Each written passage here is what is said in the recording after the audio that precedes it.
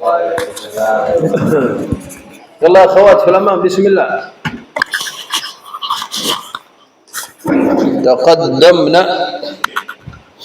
تقدمنا حتى لا تنمنا.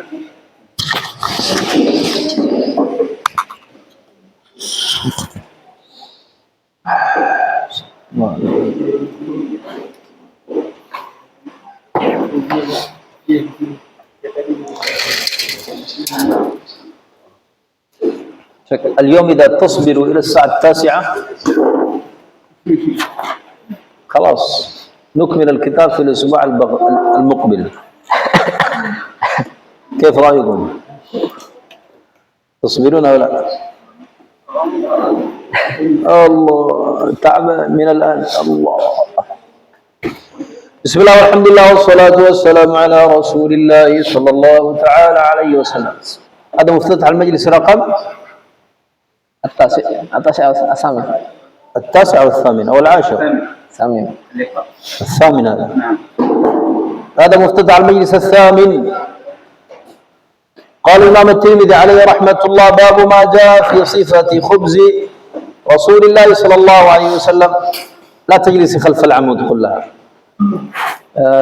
التي خلف العمود هذا teman-teman hatta la tanami. Teman-teman yang akhwat jangan duduk di belakang tiang. قال الإمام الترمذي عليه رحمة الله: باب ما جاء في صفة خبز رسول الله صلى الله عليه وسلم. قال: وبه حدثنا محمد بن المثنى ومحمد بن بشار قال حدثنا محمد بن جعفر قال حدثنا شعبة عن أبي إسحاق قال: سمعت عبد الرحمن بن يزيد يحدث عن الأسود بن يزيد عن عائشة أنها رضي الله عنها قالت: ما شبع آل محمد صلى الله عليه وسلم من خبز الشعير يومين متتابعين حتى قبض رسول الله صلى الله عليه وسلم. Nah. Dari Muhammad bin Al-Musanna dan Muhammad bin Bashar menceritakan kepada kami, keduanya berkata, Muhammad bin Ja'far menceritakan kepada kami, ia berkata, Syu'bah menceritakan kepada kami dari Abu Ishaq, ia berkata, aku mendengar Abdurrahman bin Yazid menceritakan dari Al-Aswad bin Yazid dari Aisyah radhiyallahu anha, ia berkata, keluarga Nabi sallallahu alaihi wasallam tidak pernah kenyang makan roti dan syair atau gandum sampai kenyang 2 hari berturut-turut hingga Rasulullah sallallahu alaihi wasallam wafat. وهذا يدل على زهده صلى الله عليه وسلم. ولو أنه رفع يديه إلى السماء طالبا الدنيا لاستجاب له الله جل وعلا سبحانه، ولكنه رضي بالقليل حتى يكون قدوة لأمته صلى الله عليه وسلم. حتى يكون قدوة لأمته. Baik, hadis ini menunjukkan bagaimana zuhudnya Rasulullah Sallallahu Alaihi Wasallam. Toh kalau seandainya Rasulullah Sallallahu Alaihi Wasallam berdoa untuk dibukakan dunia kepada beliau, pasti Allah Subhanahu Wa Taala ijabahi doa beliau. Tapi beliau tidak pernah berdoa untuk dibukakan dunia untuknya, tapi beliau ridho dengan sedikit apa yang dia miliki. Dengan demikian agar bisa menjadi qudwah, contoh panutan bagi umatnya. ثم كذلك هذا يدل على عناية الصحابة وعناية أهل الحديث بنقل كل حياة النبي صلى الله عليه وسلم. فلا نحن نتحدث عن خبزه الذي كان يأكله، خبزه صلى الله عليه وسلم، وما وقع للنبي ما وقع للنبي نقل بالتفصيل لحياته إلا صلى الله عليه وسلم. ما فهمت يا شيخ. نقل ما نقل نقل بالتفصيل،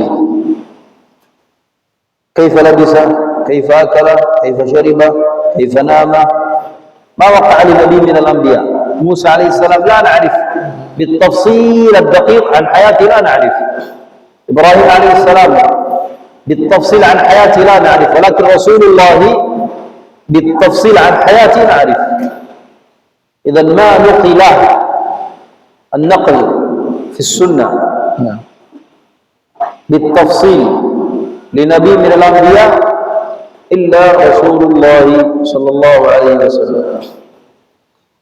Baik, dan inilah yang menjadi perhatian oleh para sahabat, yang dijadikan perhatian oleh para ahlul hadis terkait riwayat-riwayat Rasulullah SAW, yang mana di sini diriwayatkan secara rinci sehingga orang-orang setelahnya bisa mengetahui kepribadian Rasulullah SAW. Karena nabi-nabi sebelumnya seperti Nabi Musa, Nabi Isa dan lain sebagainya itu tidak ada periwayatan rinci terkait kepribadian masing-masing kecuali kepribadian Rasulullah SAW. وبه قال حدثنا عباس بن محمد الدوري قال حدثنا يحيى بن أبي بكير قال حدثنا حريز بن عثمان قال عن سليم بن عامر قال سمعت أبا أمامة الباهلي رضي الله عنه يقول ما كان يفضل عن أهل بيت رسول الله صلى الله عليه وسلم خبز الشعير. Nah, dari Abbas bin Muhammad Ad-Duri menceritakan kepada kami, ia berkata, Yahya bin Abi Bukair menceritakan kepada kami, ia berkata, Hurais bin Utsman menceritakan kepada kami dari Sulaim bin Amir. صوته لا يسمع صوتك لا يسمع Saudi ya, Syekh. كل خبزا حتى صوتك يسمع.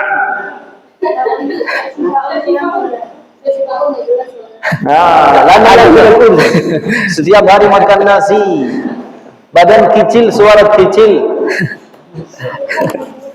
Ada muskilah fi mukabir saya. Kul khubzan hatta badan besar, ada suara besar.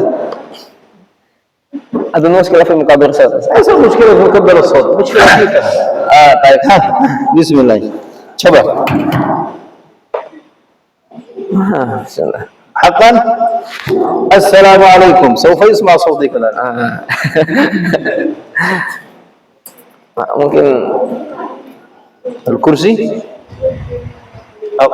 لا تقم سهل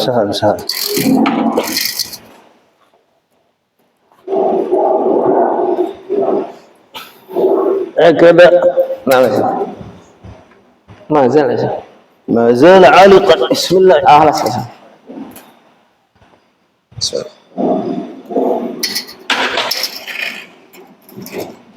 جرب. Baik, dari Abbas bin Muhammad Ad-Duri menceritakan kepada kami, ia berkata, Yahya bin Abi Bukair menceritakan kepada kami, ia berkata, Hurais bin Utsman menceritakan kepada kami dari Sulaim bin Amir. Ia berkata, aku mendengar Abu Umamah berkata, tidak ada makanan keluarga Rasulullah SAW yang lebih baik daripada roti dan syair atau gandum. وبي قال حدثنا عبد الله بن معاوية الجمحي قال حدثنا ثابت بن يزيد عن هلال بن خباب عن عكرمة عن ابن عباس رضي الله عنهما قال كان رسول الله صلى الله عليه وسلم يبيت الليالي المتتابعة طاويا هو وأهله لا يجدون عشاء وكان أكثر خبزهم خبز الشعير. Dari Abdullah bin Muawiyah Al-Jumahi menceritakan واضح هكذا.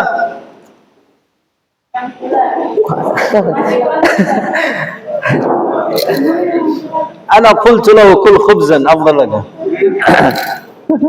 Dari Abdullah bin Muawiyah Al-Jumahi menceritakan kepada kami.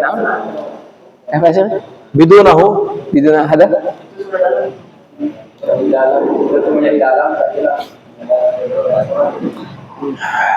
Dari Abdullah bin Muawiyah Al-Jumahi menceritakan kepada kami, ia berkata, Sabit bin Yazid menceritakan kepada kami dari Hilal bin Habbab dari Ikrimah dari Ibnu Abbas, ia berkata, Rasulullah SAW dan keluarganya pernah tidur beberapa malam secara berturut-turut dalam keadaan perut kosong. Mereka tidak punya makanan untuk makan malam dan roti mereka yang paling banyak adalah roti dari syair atau dari gandum. Nah.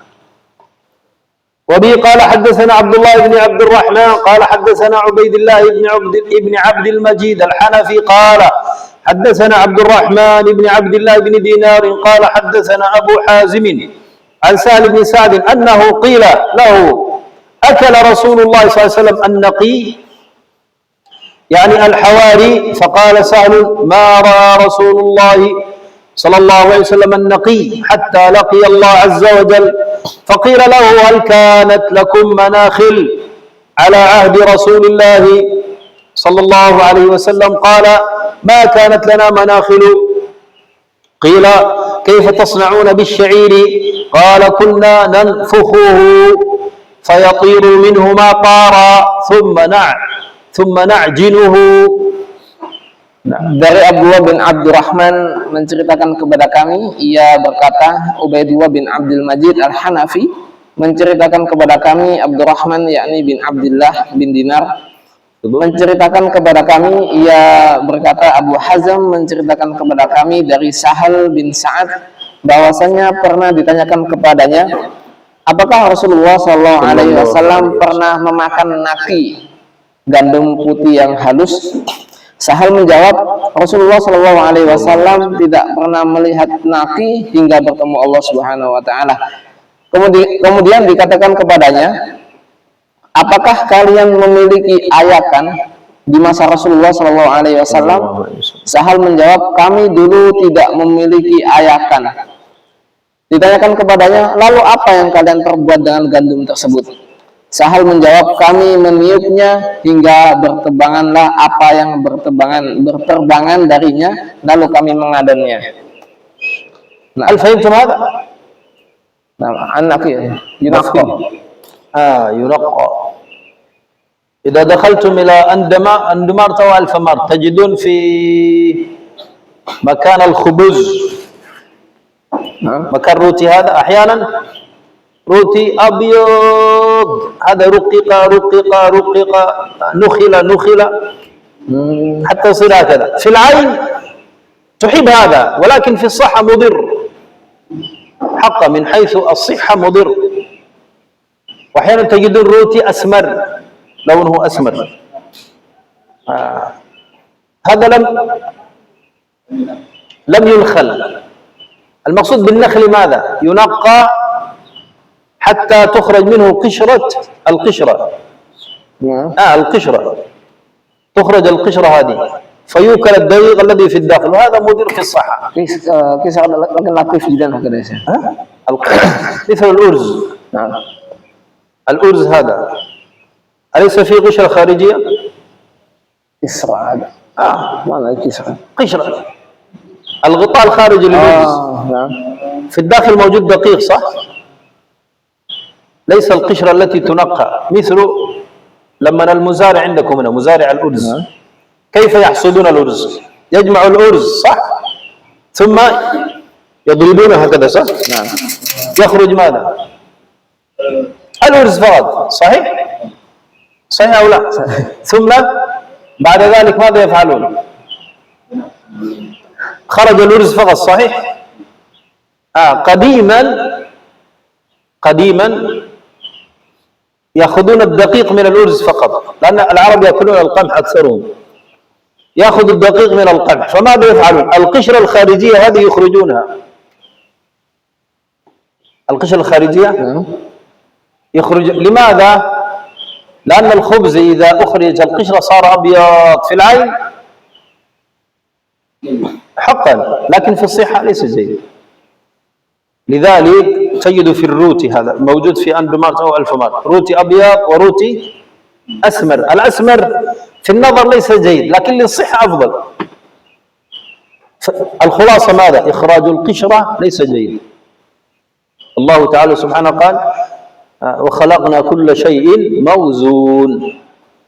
القشرة هذه ثبت أنها دواء للبطن. القشرة ثبت أنها دواء للبطن، والذي يأكل المنخول كثير يصاب بعسر في الإخراج. قشرة ما قشرة الذي يبلغ به أرسل. أنا جوالي ليس معي، ولا كنت أريتك صورة. جوالي في المكتب، أنا أخذ السفر. خذه أمثل لك. هل الصوت مسموع حافظون؟ الصوت هنا مسموع؟ الحمد لله. صوت أحمد؟ لا، صوت أنا مسموع ولكن شفاء صوته يسمع. أعطي له هو. عنده خلاص. ما الذي تريد قلتم؟ القشرة. القشرة، ما القشرة؟ اللهم صل على النبي صلى الله عليه وسلم. ايش تقول؟ قشرة، قشرة. نعم.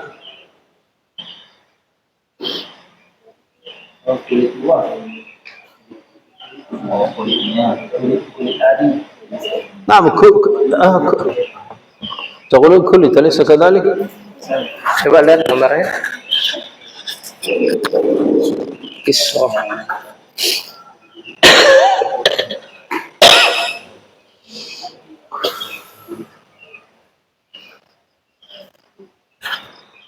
انظر هذا الخبز هذا.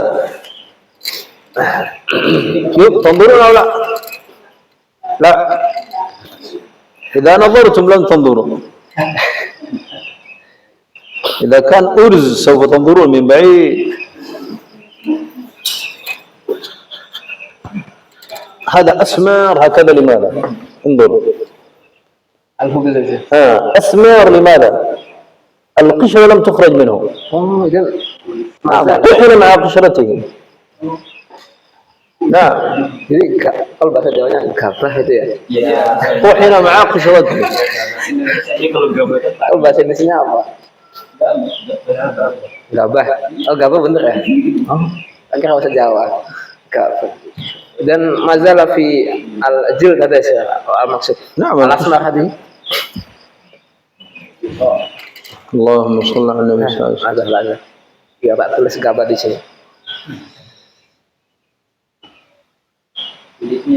Kakak itu? Mazalah kisah fi. هذا أرز أو قمح؟ هذا أرز. هذا الأرز. هل أرز؟ لا، ليس المقصود هكذا. تقصد هذه؟ نعم. القشرة هذه ثم تطحن. نعم. تطحن معه. نعم. لا. لا. ليس القشرة هذه. هذه تخرج صحيح؟ نعم. الشعير مثل القمح. الشعير شكله مثل القمح. قديما ما عندهم مناخيل، لا يفك هذه لا يفكونها، لكن يفعلوا ماذا؟ يحركون، النساء يحركون ثم يذهب القشر. صحيح؟ هذا يحركون، يخرج القشر، يخرج الذي بقي يطحن ويوكل مع هذا، لكن ليس كثير جدا لأنه يفعلون هذا مرات. مع أسمر هذه يا شيخ. مع الأسمر هذه. ليس أبيض. لا، لذلك يكون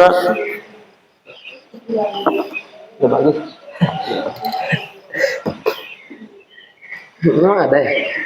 Memang ada. بين إذا ما فهمتم خلاص. Ada. Oh, gandum sama kulitnya. Oh, berarti kulitnya nggak ada yang nggak dikelupasin ya? أغلى ولا فهمت يا شيخ. Nah. Jadi al-kisar yudhan. نعم. يطحن مع الخبز. لذلك الهدس أصبح أسمر. صحيح.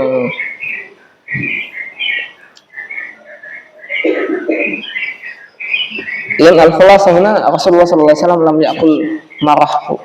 ما أكل المنقى هذا، لا يأكل، لم يأكله. في الطعم لذيذ لكن مذهب. هو في الطعم حتى الطعم قوي، ليس لذيذ جدا مثل الأبيض. الأبيض لذيذ هنا، لذيذ في الفم وجميل في العين، ولكن مضر للصحة. والخبز المرقق، الخبز الذي ينقى هذا دليل على الترف، أن الأشياء موجودة. منخل موجود، ولكن في عهد النبي صلى الله عليه وسلم لا يوجد. شو انظر هذا الفرق بينهم، هذا خبز أسمر وخبز أبيض. نعم. لماذا؟ لأن الكسر الأسمر يدهن. صحيح يطحن فيه، لكن ليس المقصود كل القشر، لا، هم ينظفوا ما بقي يطحن معه. أما الأبيض هذا لا، ينظفون ما يتركوا شيء، لذلك يصير هكذا. هذا الفرق بينهما. ما أظن تنظروا لا، ليس واضح. Kelihatan enggak? ليس واضح. فرح معك في الجوال، من في قسم الحديث موجود واحدة في المجموعة، هذا جوال معها، أرسل لها. مش هي في قسم الحديث، أرسل في المجموعة لا بأس. Badan aku fi ada Syekh. الفرق بين الخبز المرقق والخبز غير المرقق، أنا أرسل لكم، هذا هي، أرسلت لك حتى يفهمنا. حتى للأطفال أفضل الخبز الأسمر، هذا ليس الأبيض، من حيث الصحة، من حيث نعم. لكن الناس لن يحبون الأبيض لأنه في النظر جميل، وفي الفم لذيذ، وفي المعدة مضر. نعم. وبي قال حدثنا محمد بن بشار قال حدثنا معاذ بن هشام قال حدثني أبي عن يونس عن قتادة عن أنس بن مالك قال ما أكل نبي الله صلى الله عليه وسلم على خوان ولا في سكرجة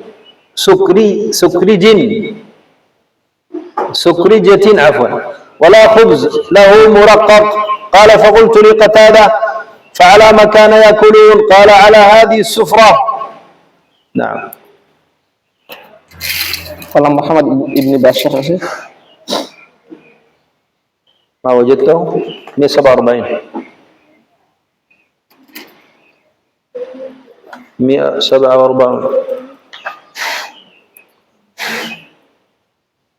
رأيتم أو لا؟ أرسلتم؟ أرسلت في مجموعة. في المجموعة كم؟ أي مستوى؟ مستوى سادس. في المستوى السادس. cek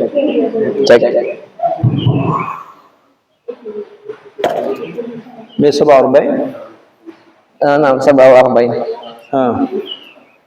Saya nggak dengar. Nggak usah, anak gini aja nggak apa-apa. Berarti harus. Siap.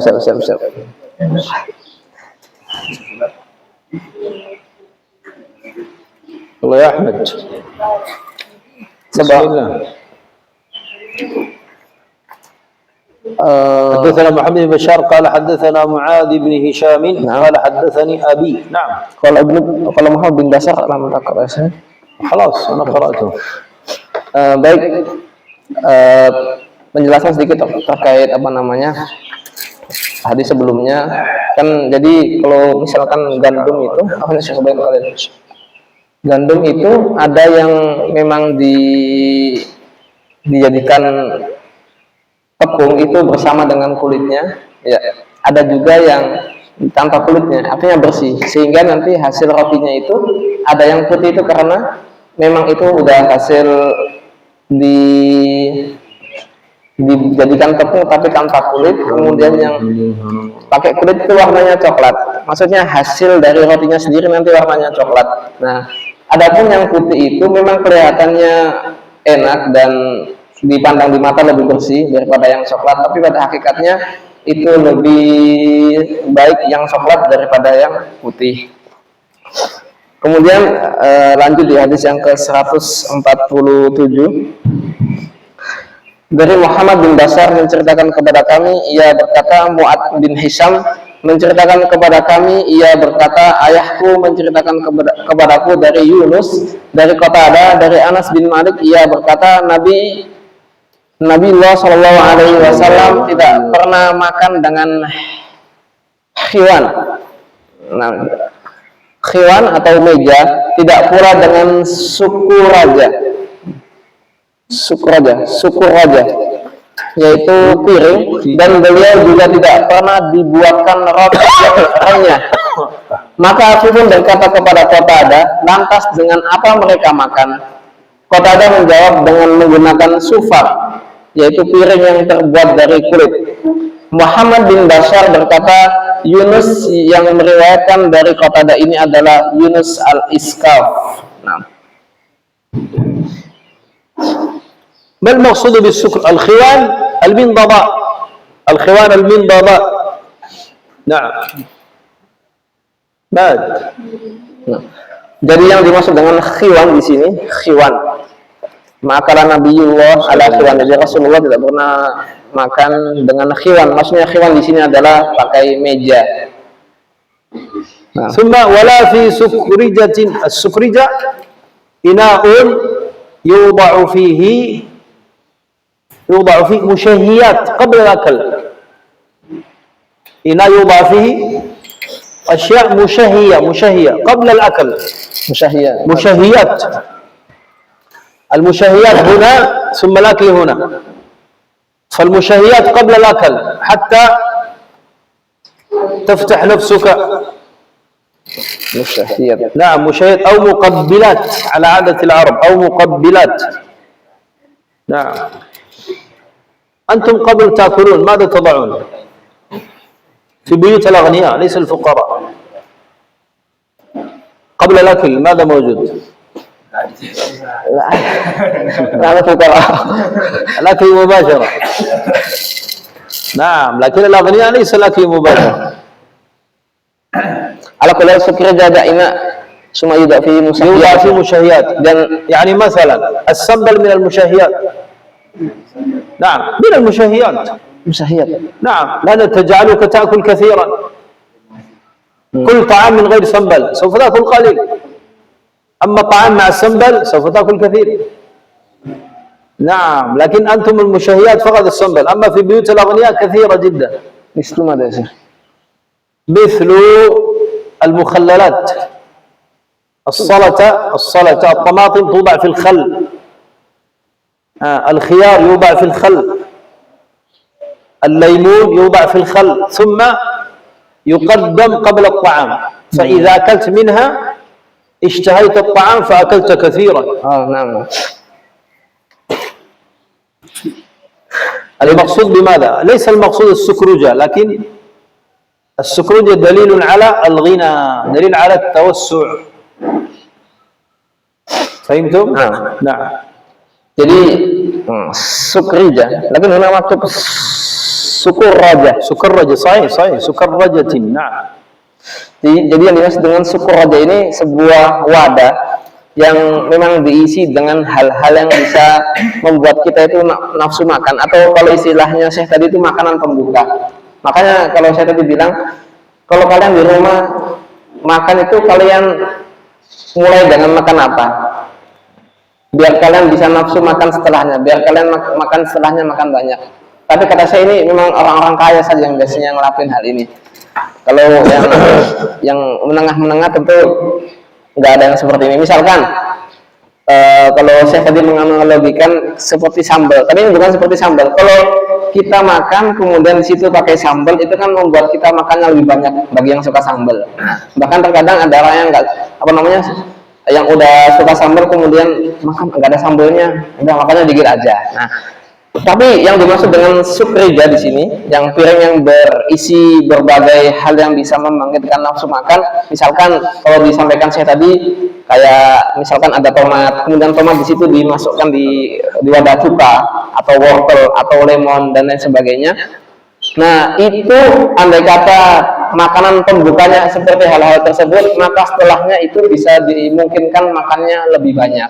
Nah, tapi yang maksud dari hal ini bukan syukur rajahnya saja, tapi ini yang menandakan bahwasanya Rasulullah nggak pernah makan dengan syukur rajah. Artinya kalau syukur rajah ini yang hanya dimiliki oleh orang-orang kaya, sedangkan Rasulullah SAW tidak pernah makan dengan syukur raja, sehingga dapat dikatakan Rasulullah SAW zuhud terhadap makanan yang beliau makan. مثلا تدخل بيت موجود عندكم ولكن ربما في بيوت الأغنياء قبل الطعام أحيانا موجود إيش كريبك صحيح حار ليس حار بالملح كيتشان بالملح حار ثم أنواع كريبك هذا كله يقدم قبل الطعام موجود عندكم قبل الطعام أحيانا لا لما تدخل ضيف أول شيء دخلت ضيفا ماذا يقدم لك؟ مكسرات يا شيخ. مكسرات. هذه المكسرات هذه كم نوع؟ كثير. هكذا. وأحيانا يضع لك الفواكه مخللة حتى في بنشاك تباع في الطريق أحيانا في الطريق موجود الذي يبيع يتجول المانجو عندكم مانجو المانجو مقطع والمانجو كامل ملفوف بشيء ليس ملفوف فوقه شيء أصفر إذا أكلته في يدك أصفر هذا في الطريق موجود يسمى ماذا؟ Manisan. Ya. Yang biasanya kalau antum di pinggir jalan ada mangga, itu biasanya orang jualan yang di صحيح manisan ya. نعم موجود مانجو صح؟ إذا أكلته في يدك أصفر صحيح؟ هذا يسمى ماذا؟ Manisan. أوكي مثل هذا لكن يوضع في الأواني ويقدم قبل الطعام نعم هذا المقصود فهمتم؟ بين مثل الذي في بيت Ustaz Ajis ada Syekh fi Madinah Qolada. Ada ayu main ada Syekh. Aku tuh sama tin. Semua yudak film ayu main. هذا ما الخل هذا Al-khal. نعم لأنه يحفظه من الفساد Jadi maksud dengan syukur raja atau istilah kalau Syekh tadi itu seperti makanan-makanan pembuka gitu. Kayak tapi nggak tahu sih kalau misalkan kayak apa namanya mangga yang dibuat manisan yang biasanya dijual di pinggir-pinggir jalan yang warnanya kuning, kalau kita makan nanti kalau kita pegang kemudian kita makan biasanya kan ada sisa-sisa kuningnya di sini. Ya seperti itulah kalau misalkan dikatakan makanan pembuka atau segala buah-buahan yang terkadang ditaruh di wadah yang di situ dikasih air cuka biar buahnya tadi nggak gampang busuk. Nah itu yang dimaksud dengan makanan-makanan pembuka, yaitu yang diistilahkan dengan syukur raja di dalam hadis. Nah, ثم قال ولا خبز له مرقى هذا معروف خلاص. قال محمد بن بشار يونس هذا الذي روى عن قتادة هو يونس الإسكاف نعم. ثم قال وبي حدثنا أحمد بن منيع قال حدثنا عباد ابن عباد المهلبي عن مجالد عن الشعبي عن مسروق قال دخلت على عائشة رضي الله عنها فدعت لي بطعام وقالت ما أشبع من طعام أفأشاء أن أبكي إلا بكيت قال قلت لما قالت أذكر الحال التي فارق عليها رسول الله صلى الله عليه وسلم الدنيا والله ما شبع من خبز ولحم مرتين في يوم.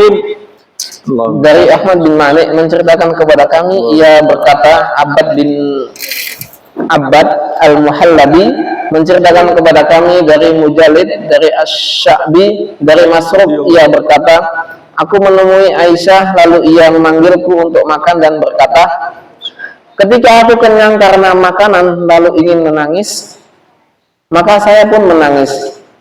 Aku bertanya kenapa? Dia menjawab, aku teringat pada keadaan ketika Rasulullah SAW meninggalkan dunia atau wafat. Demi Allah beliau tidak pernah kenyang dengan roti dan daging dalam sehari sampai 2 kali. Nah, بعض الأشياخ يعني بعض من أشياخنا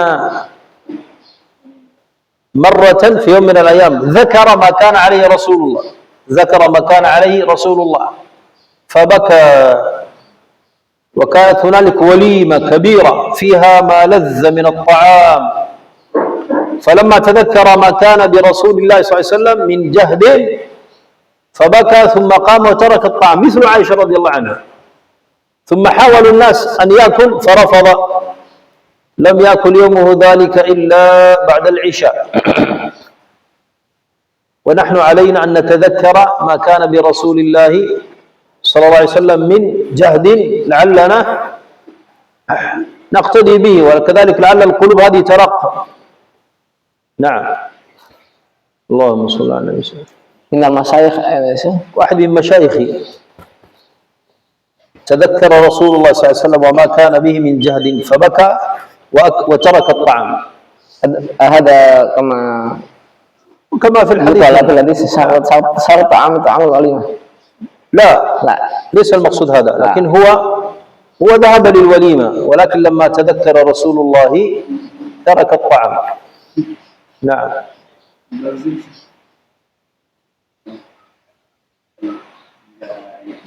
لا يأكل. نعم. Baik, hadis ini juga masih semakna terkait kezuhudan Rasulullah SAW. Bahwasanya Rasulullah SAW jarang dalam keadaan kenyang. Kemudian di antara gurunya Syekh Tajuddin ada salah satu guru beliau yang mana ketika mengingat keadaan Rasulullah seperti ini, pada saat itu posisinya sedang ada walimatul urus mungkin, dan memang tentunya ketika walimah itu kan makanan, minuman dan lain sebagainya tentu tersedia dengan banyaknya dan tentunya enak-enak. Tapi ketika beliau mengingat bagaimana kondisi Rasulullah SAW, maka beliau meninggalkannya.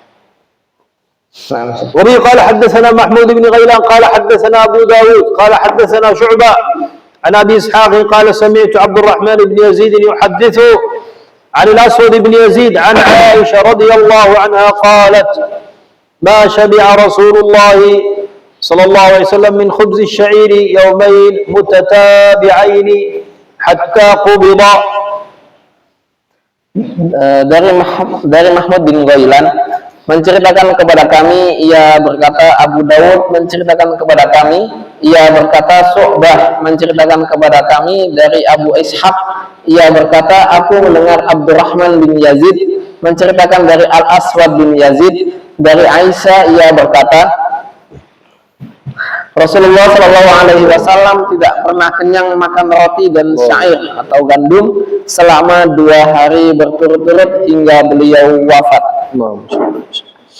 وبه قال حدثنا عبد الله بن عبد الرحمن قال حدثنا عبد الله بن عمرو أبو معمر قال حدثنا عبد الوارث عن سعيد بن أبي عروبة قال قتادة عن أنس رضي الله عنه قال ما أكل رسول الله صلى الله عليه وسلم على خوان ولا أكل خبزا مرققا حتى مات صلى الله عليه وسلم.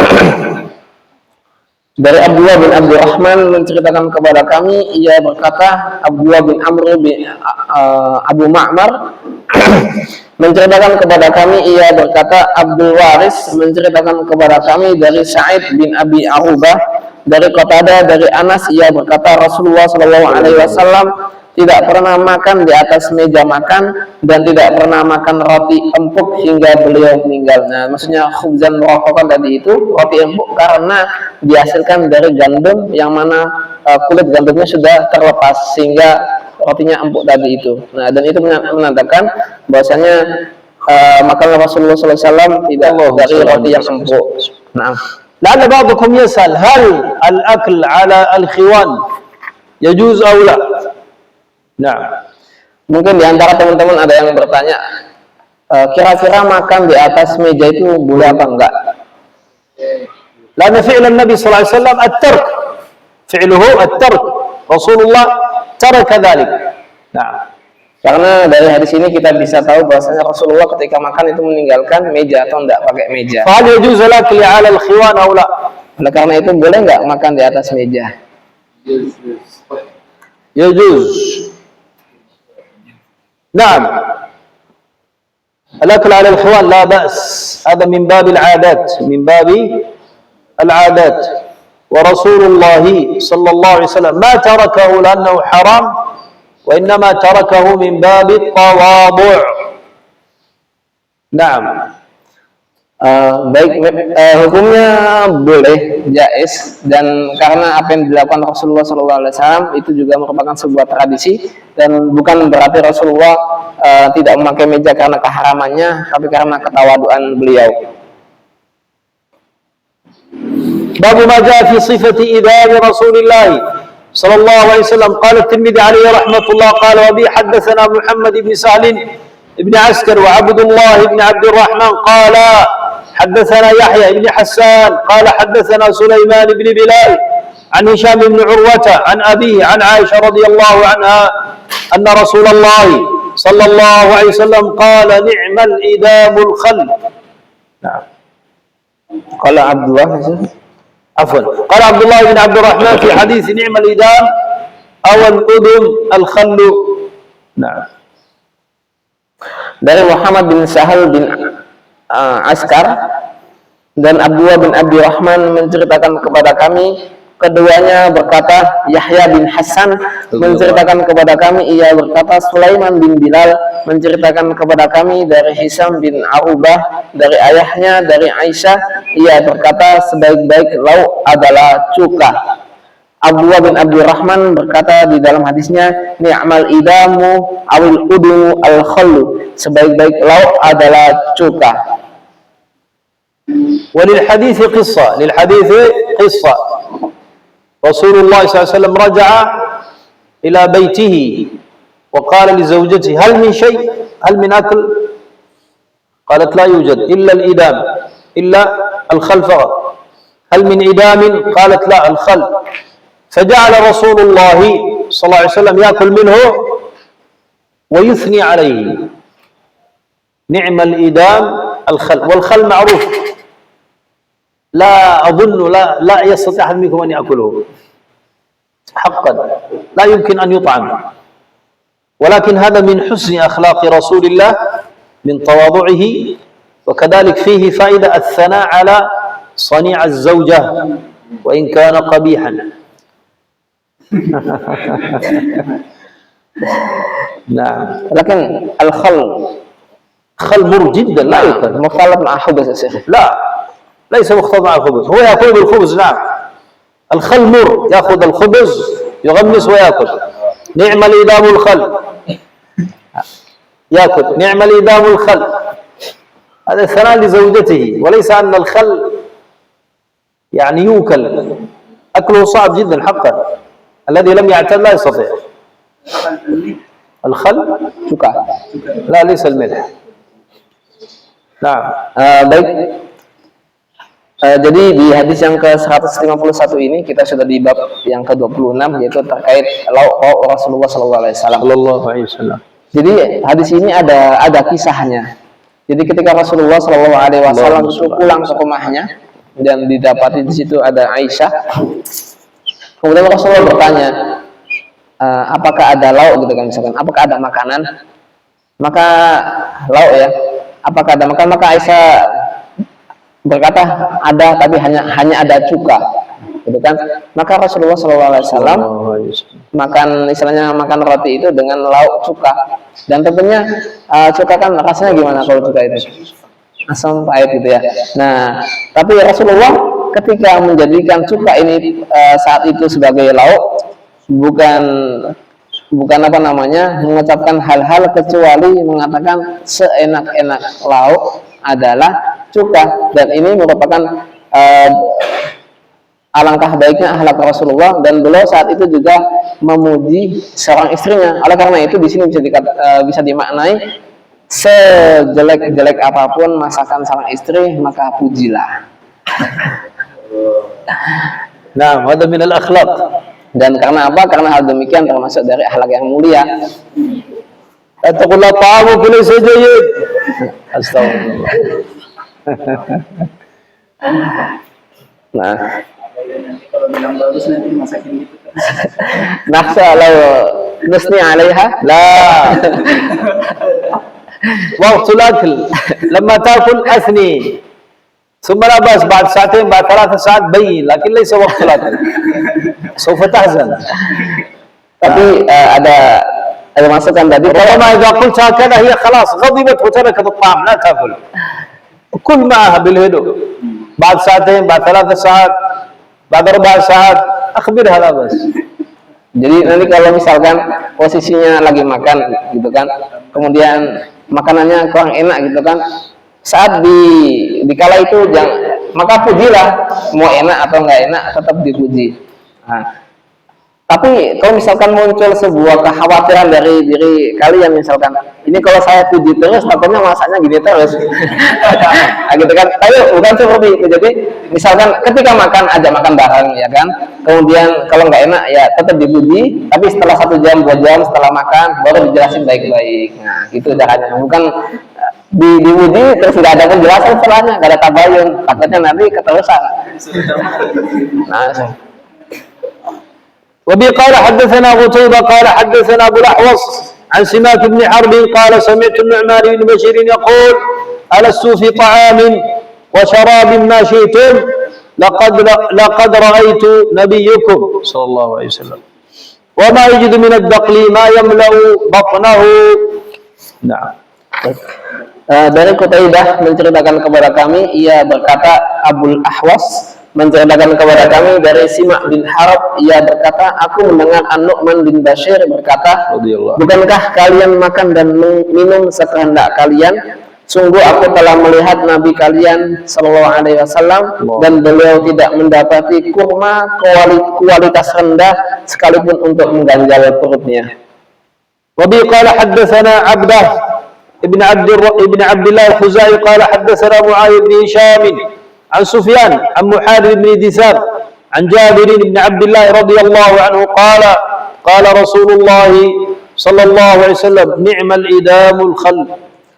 Dari Abda bin Abdullah al-Khuzai menceritakan kepada kami, ia berkata, Muawiyah bin Hisam menceritakan kepada kami dari Sufyan, dari Muharib bin Dithar, dari Jabir bin Abdullah, ia berkata Rasulullah SAW bersabda, sebaik-baik lauk adalah cuka.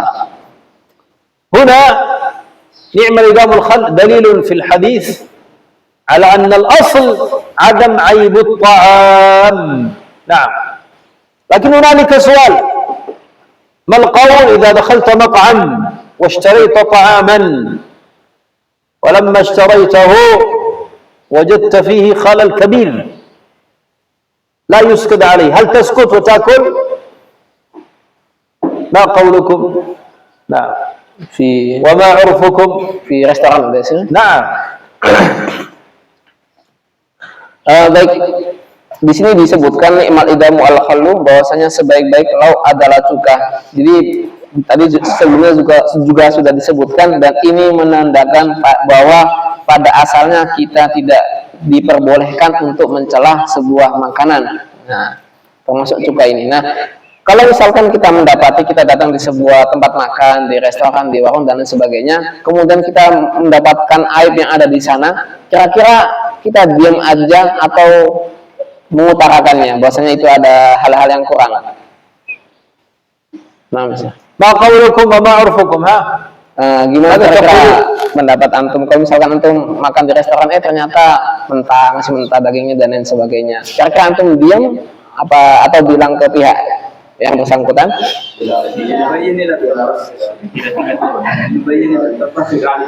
عرفكم ماذا والشرع ماذا؟ ما هو عرفكم وما هو الشرع؟ Nah, kira-kira مثال contoh كما تقولون contoh اشتريتم ikan bakar. اوكي انتم mau makan ما زال احمر. نعم. لا دار ada ماذا تفعل؟ دار ada الدم موجود كيف تفعل؟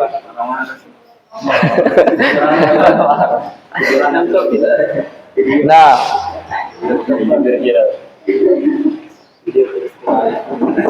فيديو ثم di Facebook. ماذا تفعلون؟ diviralkan. تسكتون أو ماذا تفعلون؟ Kira-kira antum diam atau gimana? Nah, nukhbiruhum ya Syekh. طيب تخبرونه. Nah, تخبرونه بماذا؟ ماذا تقول له؟ gimana cara kalian menyampaikannya?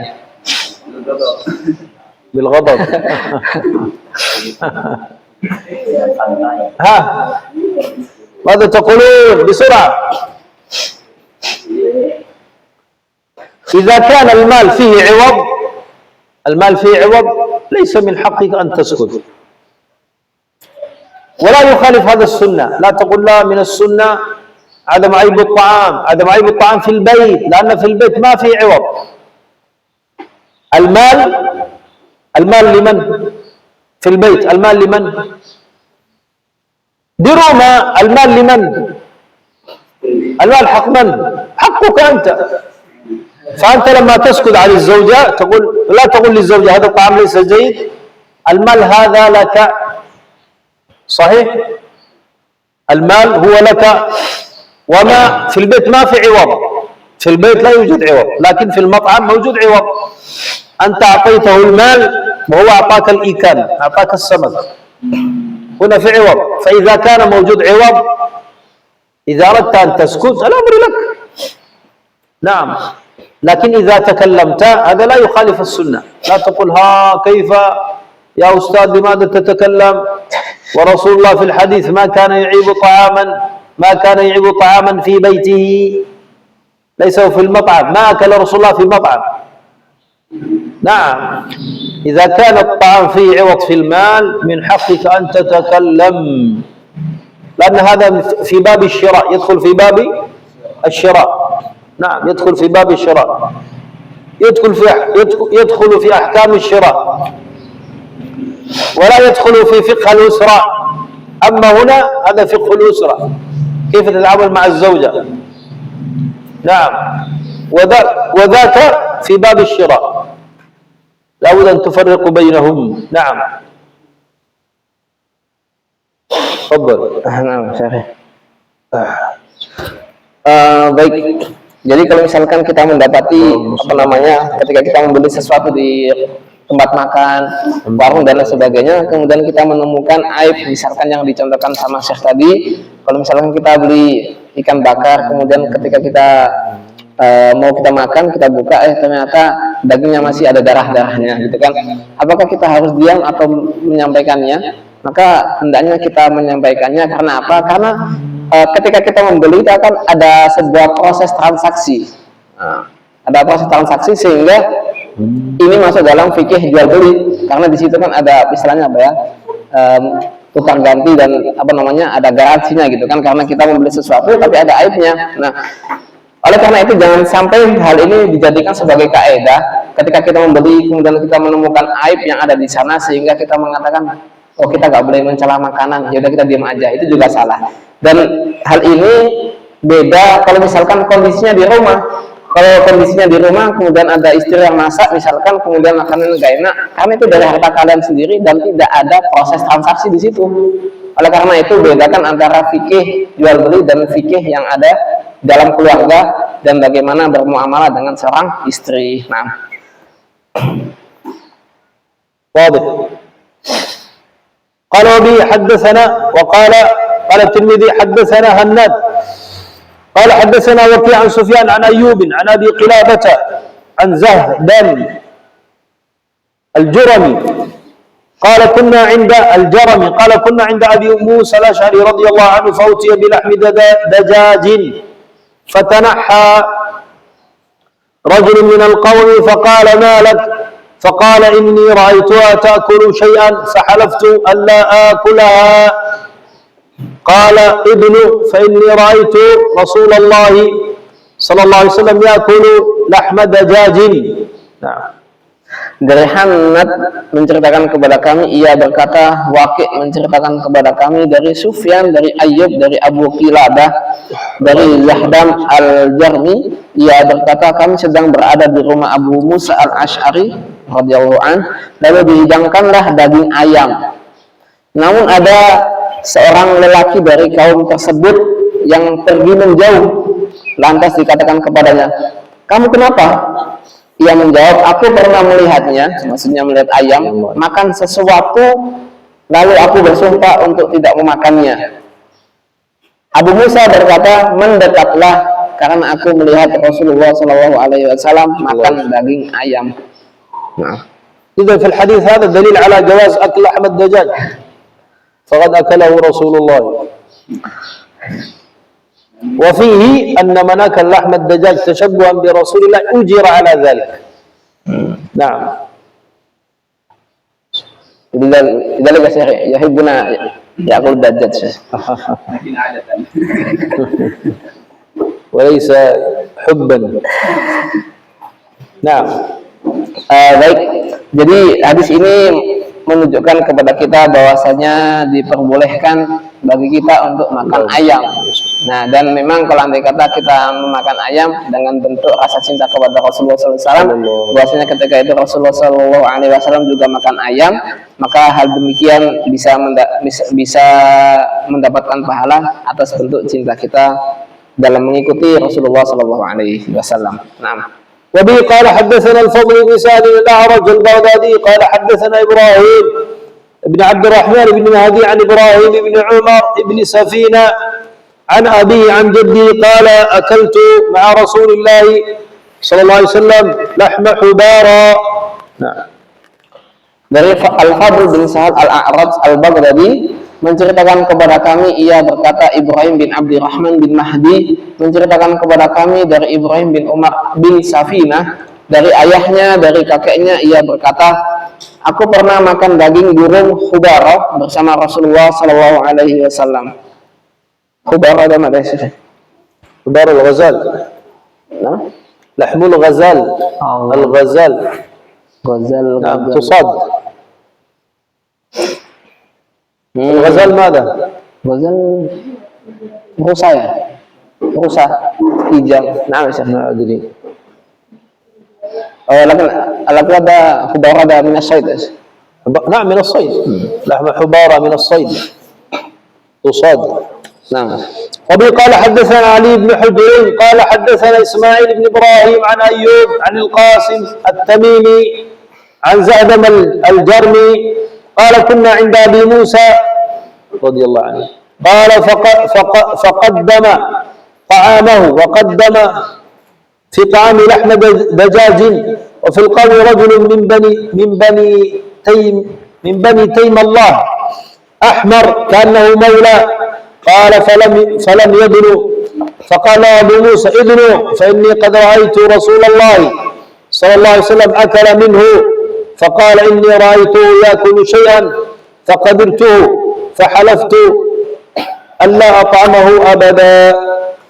Dari Ali bin Hujr menceritakan kepada kami, ia berkata, Ismail bin Ibrahim menceritakan kepada kami dari Ayyub, dari Al-Qasim At-Tamimi, dari Zahdam Al-Jarmi, ia berkata, kami sedang berada di rumah Abu Musa Al-Asy'ari, lalu dihidangkanlah makanannya yang di dalamnya ada daging ayam. Di antara kaum tersebut ada seorang laki-laki dari Bani Taimillah yang berkulit merah, sepertinya ia seorang maula atau budak. Ia tidak mau mendekat. Maka Abu Musa berkata kepadanya, mendekatlah, aku melihat Rasulullah SAW makan daging ayam. Orang itu berkata, aku pernah melihatnya, maksudnya melihat ayam, makan sesuatu sehingga aku jijik padanya. Karena itu aku pun bersumpah untuk tidak akan memakannya selamanya. وبه قال حدثنا محمود بن غيلان قال حدثنا أبو أحمد الزبيري وأبو نعيم قال حدثنا سفيان عن عبد الله بن عيسى عن رجل من أهل الشام يقال له عطاء عن أبي أسيد عن أبي أسيد قال قال رسول الله صلى الله عليه وسلم كلوا الزيت وادهنوا به فإنه من شجرة مباركة زيت الزيتون. نعم. Dari Mahmud bin Ghailan menceritakan kepada kami, ia berkata, Abu Ahmad Az-Zubairi dan Abu Nu'aim menceritakan kepada kami, keduanya berkata, Sufyan menceritakan kepada kami dari Abdullah bin Isa dari seorang penduduk Syam bernama Atha dari Abu Usaid, ia berkata, Rasulullah Shallallahu Alaihi Wasallam bersabda, makanlah minyak zaitun dan gunakan ia sebagai minyak rambut, karena minyak itu berasal dari pohon yang diberkahi. وبه قال حدثنا يحيى بن موسى قال حدثنا عبد الرزاق قال حدثنا معمر عن زيد بن أسلم عن أبيه عن عمر بن الخطاب رضي الله عنه قال قال رسول الله صلى الله عليه وسلم كلوا الزيت وادهنوا به فإنه من شجرة مباركة. قال أبو عيسى وعبد الرزاق كان يضطرب في هذا الحديث فربما أسنده وربما أرسله. Dari Yahya bin Musa menceritakan kepada kami, ia berkata, Abdul Razak menceritakan kepada kami, ia berkata, Ma'mar menceritakan kepada kami dari Zaid bin Aslam, dari ayahnya dari Umar bin Khattab, ia berkata, Rasulullah Shallallahu Alaihi Wasallam bersabda, makanlah minyak zaitun dan gunakan ia sebagai minyak rambut, karena minyak itu berasal dari pohon yang diberkahi. وبه قال حدثنا السنجي وهو أبو داود سليمان بن معبد السنجي قال حدثنا عبد الرزاق عن معمر عن زيد بن أسلم عن أبيه عن النبي صلى الله عليه وسلم نحوه ولم يذكر فيه عن عمر. Dari As-Sanji, yakni Abu Dawud Sulaiman bin Ma'bad Al-Marwazi As-Sanji menceritakan kepada kami, ia berkata, Abdul Razak menceritakan kepada kami dari Ma'mar dari Zaid bin Aslam dari ayahnya dari Rasulullah Shallallahu Alaihi Wasallam dengan lafal semisal itu, tapi di dalamnya tidak disebutkan dari Umar. وبه قال حدثنا محمد بن بشار قال حدثنا محمد بن جعفر وعبد الرحمن بن مهدي قال حدثنا شعبة عن قتادة عن أنس بن مالك قال رضي الله عنه كان النبي صلى الله عليه وسلم يعجبه الدباء فأتي بطعام أو دعي له فجعلت أتتبعه فأضعه بين يديه لما أعلم أنه يحبه صلى الله عليه وسلم. Dari Muhammad bin Bashar menceritakan kepada kami, ia berkata, Muhammad bin Ja'far dan Abdurrahman bin Mahdi menceritakan kepada kami, keduanya berkata, Syu'bah menceritakan kepada kami dari Qatadah dari Anas bin Malik, ia berkata, Rasulullah SAW sangat menyukai labu. Suatu hari beliau diajak makan atau diundang makan, maka aku mengikuti beliau, lalu aku meletakkannya labu di hadapan beliau karena aku tahu beliau menyukainya. ماذا الدباء؟ Dubba, labu ya saya. لابو تحبونه أو لا؟ Labu ya? نعم تحبون تأكلونه أو لا؟ Kenapa saya? نحبه لحب رسول الله له. نعم قل لهم Nuhibbuhu. لحب رسول الله له. Baik, kita memakan labu karena Rasulullah Shallallahu Alaihi Wasallam juga suka makan labu. وهذا أصل قاعدة من أحب عاد لرسول الله واقتدى به في عادته أجر على ذلك. الطعام أليس الطعام عادة؟ لك أن تأكل ما تريد وما تشتهي، ولك أن تترك ما لا تريد وما لا تشتهي، لكن إذا أكلت ما أحبه رسول الله الله يعطيك أجر على ذلك. نعم. Maka min qabl nukrihu ya Syekh. صحيح. Baik.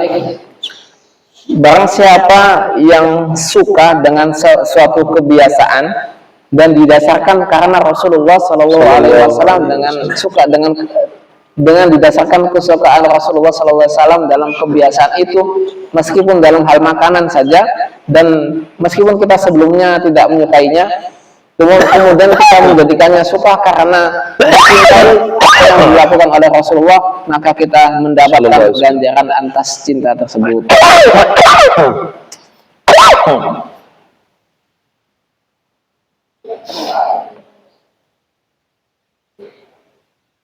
Nah, وبه قال حدثنا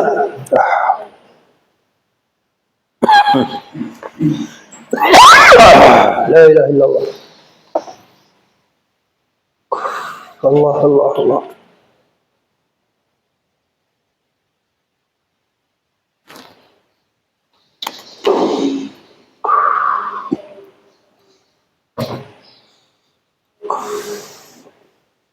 ماذا بكما الاثنتان أنت وصاحبتك ada apa ماذا موجود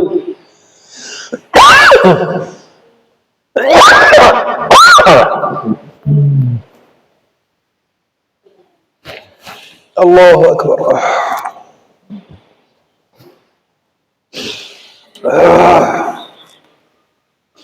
وبه قال حدثنا قتيبة بن سعيد عن مالك بن أنس رضي الله عنه عن إسحاق بن عبد الله بن أبي طلحة أنه سمع أنس بن مالك رضي الله عنه يقول إن خياطا دعا رسول الله صلى الله عليه وسلم لطعام صنعه قال أنس فذهبت مع رسول الله صلى الله عليه وسلم إلى ذلك الطعام فقرب إلى رسول الله صلى الله عليه وسلم خبزا من شعير تركنا شيء؟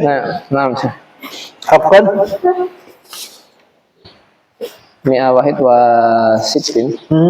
أنا تقدمت جدا لا حديث واحد نعم. وبه قال حدثنا قتيبة بن سعيد قال حدثنا حفص بن غياث عن إسماعيل بن أبي خالد عن عكرمة بن جابر عن أبيه رضي الله عنه قال دخلت على النبي صلى الله عليه وسلم فرأيت عنده دباء يقطع فقلت ما هذا قال نكثر به طعامنا نعم قال أبو عيسى وجابر هذا هو جابر بن طارق ويقال ابن أبي طارق وهو رجل من أصحاب رسول الله صلى الله عليه وسلم ولا نعرف له إلا هذا الحديث الواحد إن هذا يا شيخ. وأبو خالد اسمه سعد نعم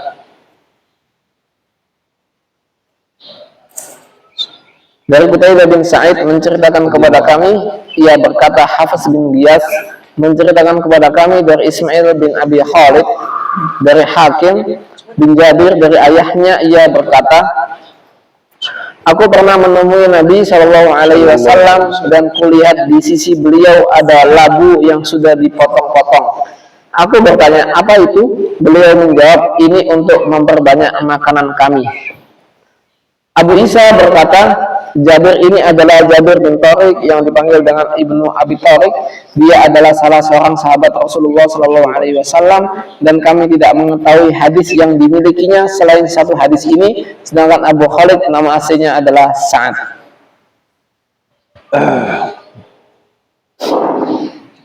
وبه قال حدثنا قتيبة بن سعيد عن مالك بن أنس عن إسحاق بن عبد الله بن أبي طلحة أنه سمع أنس بن مالك رضي الله عنه يقول إن خياطا دعا رسول الله صلى الله عليه وسلم لطعام صنعه قال أنس فذهبت مع رسول الله صلى الله عليه وسلم إلى ذلك الطعام فقرب إلى رسول الله صلى الله عليه وسلم خبزا من شعير ومرقا فيه دباء وقديد قال أنس فرأيت النبي صلى الله عليه وسلم يتتبع الدباء حوالي القصعة فلم أزل أحب الدباء من يومئذ رضي الله عنه وأرضاه.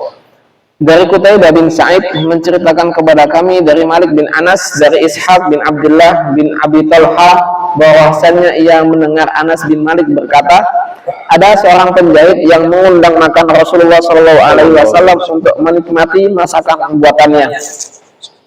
Lalu aku pun pergi mengikuti Rasulullah Shallallahu Alaihi Wasallam untuk memenuhi undangan makan tersebut. Roti dari jelai gandum pun dihidangkan kepada Rasulullah Shallallahu Alaihi Wasallam yang disajikan dengan kuah beserta labu dan dendeng.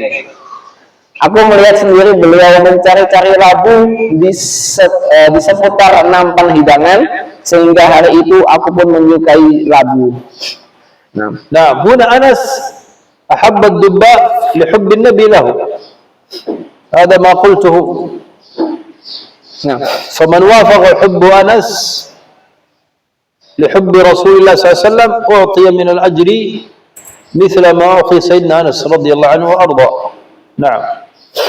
baik. Jadi di sini sebagaimana yang telah disampaikan oleh Syekh sebelumnya, di sini Anas juga menyukai lagu karena ketika itu Rasulullah Shallallahu Alaihi Wasallam juga suka lagu. Maka barang siapa yang mengikuti daripada apa yang dilakukan Anas ini, yaitu menyukai kebiasaan yang mana Rasulullah Shallallahu Alaihi Wasallam suka dengan kebiasaan tersebut, maka dia mendapatkan pahala. وبه قال حدثنا أحمد بن إبراهيم الدورقي وسلمة بن شبيب ومحمود بن غيلان قال حدثنا أبو أسامة عن هشام بن عروة عن أبيه عن عائشة رضي الله عنها قالت كان النبي صلى الله عليه وسلم يحب الحلوى والعسل. نعم. Dari Ahmad bin Ibrahim Ad-Dawraqi dan Salamah bin Syahid dan Mahmud bin Ghailan menceritakan kepada kami, mereka berkata, Abu Usama menceritakan kepada kami dari Hisham bin Urwah dari ayahnya dari Aisyah, ia berkata Nabi Shallallahu Alaihi Wasallam menyukai manisan dan madu.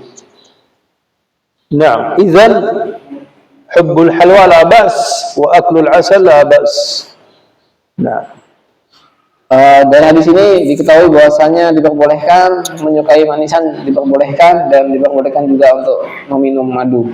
وبه قال حدثنا الحسن بن محمد الزعفراني قال حدثنا الحجاج بن محمد قال قال ابن جريج أخبرني محمد بن يوسف أن عطاء بن يسار أخبره أن أم سلمة رضي الله عنها وأرضاها أخبرته أنها قربت إلى رسول الله صلى الله عليه وسلم جنبا مشويا فأكل منه ثم قام إلى الصلاة ولم يتوضأ. نعم. هنا وما توضأ. صحيح. وما توضأ. صحيح. ثم قام إلى الصلاة وما توضأ. Dari Al Hasan bin Muhammad Az-Za'farani menceritakan kepada kami, ia berkata Al-Hajjaj bin Muhammad menceritakan kepada kami, ia berkata Ibnu Jurayj berkata Muhammad bin Yusuf menceritakan kepadaku, Atha bin Yasar menceritakan kepadanya, Ummu Salamah menceritakan kepadanya bahwa ia pernah menyuguhkan daging kambing yang dipanggang kepada Nabi Shallallahu Alaihi Wasallam dan beliau pun memakannya. Setelah itu beliau langsung menunaikan salat dan tidak berwudu lagi. وهنا مسألة بين الفقهاء عليهم رحمة الله، هل من أكل شيئا مسته النار هل يتوضأ أو لا؟ نعم، مسألة بين الفقهاء. نعم. Jadi ada permasalahan yang mana para ulama berselisih tentangnya, apakah ketika kita memakan suatu makanan yang dipanggang atau terkena api, dipanggang ya kan di sini, apakah setelah itu harus wudu atau tidak sebelum melaksanakan sholat? Nah, من أكل فواكه لا يتوضأ. nah, adapun orang yang dalam keadaan wudu kemudian setelah itu makan buah dan itu tidak wudu lagi. لكن الذي يأكل شيء مسته النار، أكل دجاج مسته النار، أكل لحم كامبي مسته النار، هل يتوضأ أو لا؟ Nah, tapi kalau misalkan makanan seperti setelah dalam kondisi wudhu, kemudian setelah itu makan ayam bakar, kemudian makan daging panggang dan lain sebagainya, apakah ketika mau melaksanakan sholat diharuskan untuk wudhu atau tidak? Nah, يتوضأ أو لا؟ wudhu apa enggak? لا، قولان، قال بعض أهل العلم يتوضأ، وأما الجمهور قالوا لا يتوضأ. Ada dua perkataan. Yang pertama harus berwudu, tapi jumhur ulama mengatakan tidak perlu berwudu.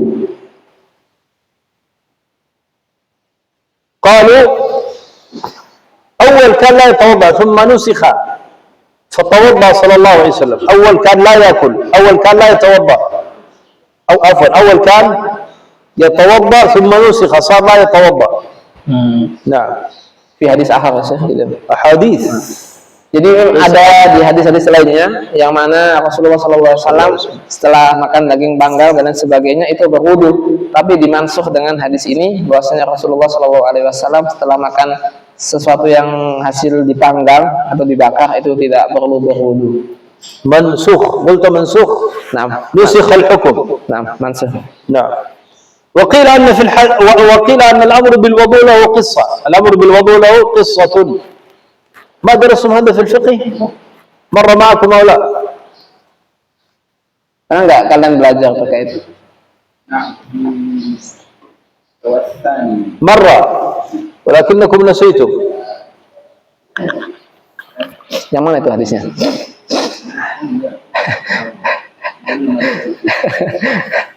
نعم الوضوء من أكل لحم الجزور Juzur. يذكر في هذا الوضوء من أكل لحم الجزور الجزور الإبل الوضوء من أكل لحم الجزور ومما مسته النار يذكر في هذا الباب الجزور معروف في أي باب؟ في أي كتاب؟ في كتاب الطهارة في باب الطهارة في العبادات الصلاة في باب Dalam الصلاة kitab-kitab hadis tersebut biasanya dalam kitab taharah, yaitu bab yang berjudul berwudu setelah makan daging panggang atau daging yang terpanggang atau daging unta dan daging unta. Nah, الوضوء من أكل لحم الجزور الجزور أنثى الثاني ماذا قلت؟ asalnya ya ini al-laham maswi, masak ليس. benar. كل ما مسته النار Nah, الوضوء من ما مسته النار نعم nggak bisa. تذكر الأقوال أو لا؟ Apa? هل تذكر الأقوال أو لا أو نسيتم؟ اسألهم Oh. Kira-kira dari bab yang disebutkan tadi, yaitu bab berwudu setelah makan daging unta dan makan segala hal yang dalam proses masaknya itu dibakar atau dipanggang. Kira-kira teman-teman pernah dengar pembahasan fikih terkait hal ini enggak? Perkataan-perkataan ulama. Pembahasan nasikh mansukh. في الناسخ والمنسوخ نعم صحيح هذا من الأمثال Min من amsalin. الأمثلة نعم صحيح قيل منسوخ قيل منسوخ نعم طيب قال وبي حدثنا قتيبة قال حدثنا ابن لهيعة عن سليمان بن زياد عن عبد الله بن الحارث رضي الله عنه قال أكلنا مع رسول الله صلى الله عليه وسلم شواء في المسجد. Dari Qutaibah menceritakan kepada kami, ia berkata, Ibnu Lahiyah menceritakan kepada kami dari Sulaiman bin Ziyad dari Abdullah bin Al-Haris, ia berkata, kami pernah makan daging panggang bersama Rasulullah SAW di masjid. وهذا فيه جواز الأكل في المسجد. Nah, dari hadis ini kita mengetahui bahwasanya diperbolehkan makan di masjid. إذا أمن ألا يتسخ. Apabila dia bisa menjaga kebersihan yang ada. وبعض الفقهاء يشترطون للآكل في المسجد أن يكون معتكفا. Dan beberapa ulama itu mengkhususkan, yaitu bagi orang yang diperbolehkan makan di masjid itu bagi orang yang memang beriktikaf di sana. أما غير المعتكف قالوا لا يجوز أن يأكل في المسجد. Nah, sebagian ulama هذا قول المالكية.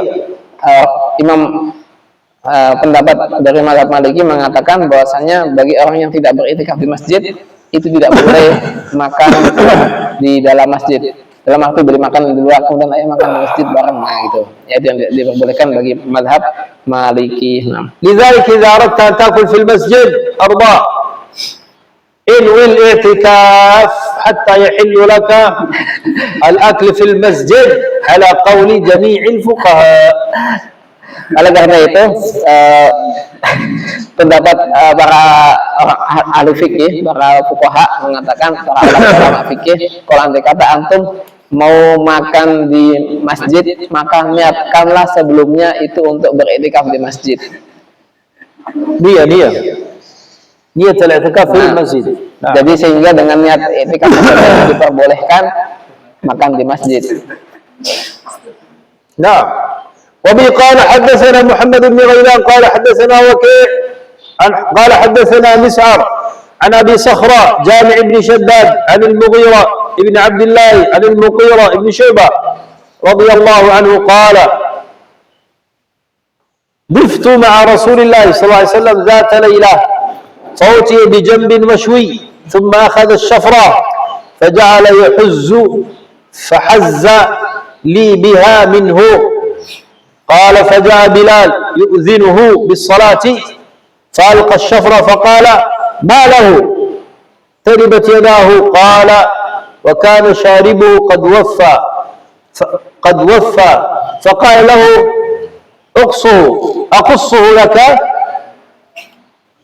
أقصه لك على سواك أو قصه على سواك. نعم.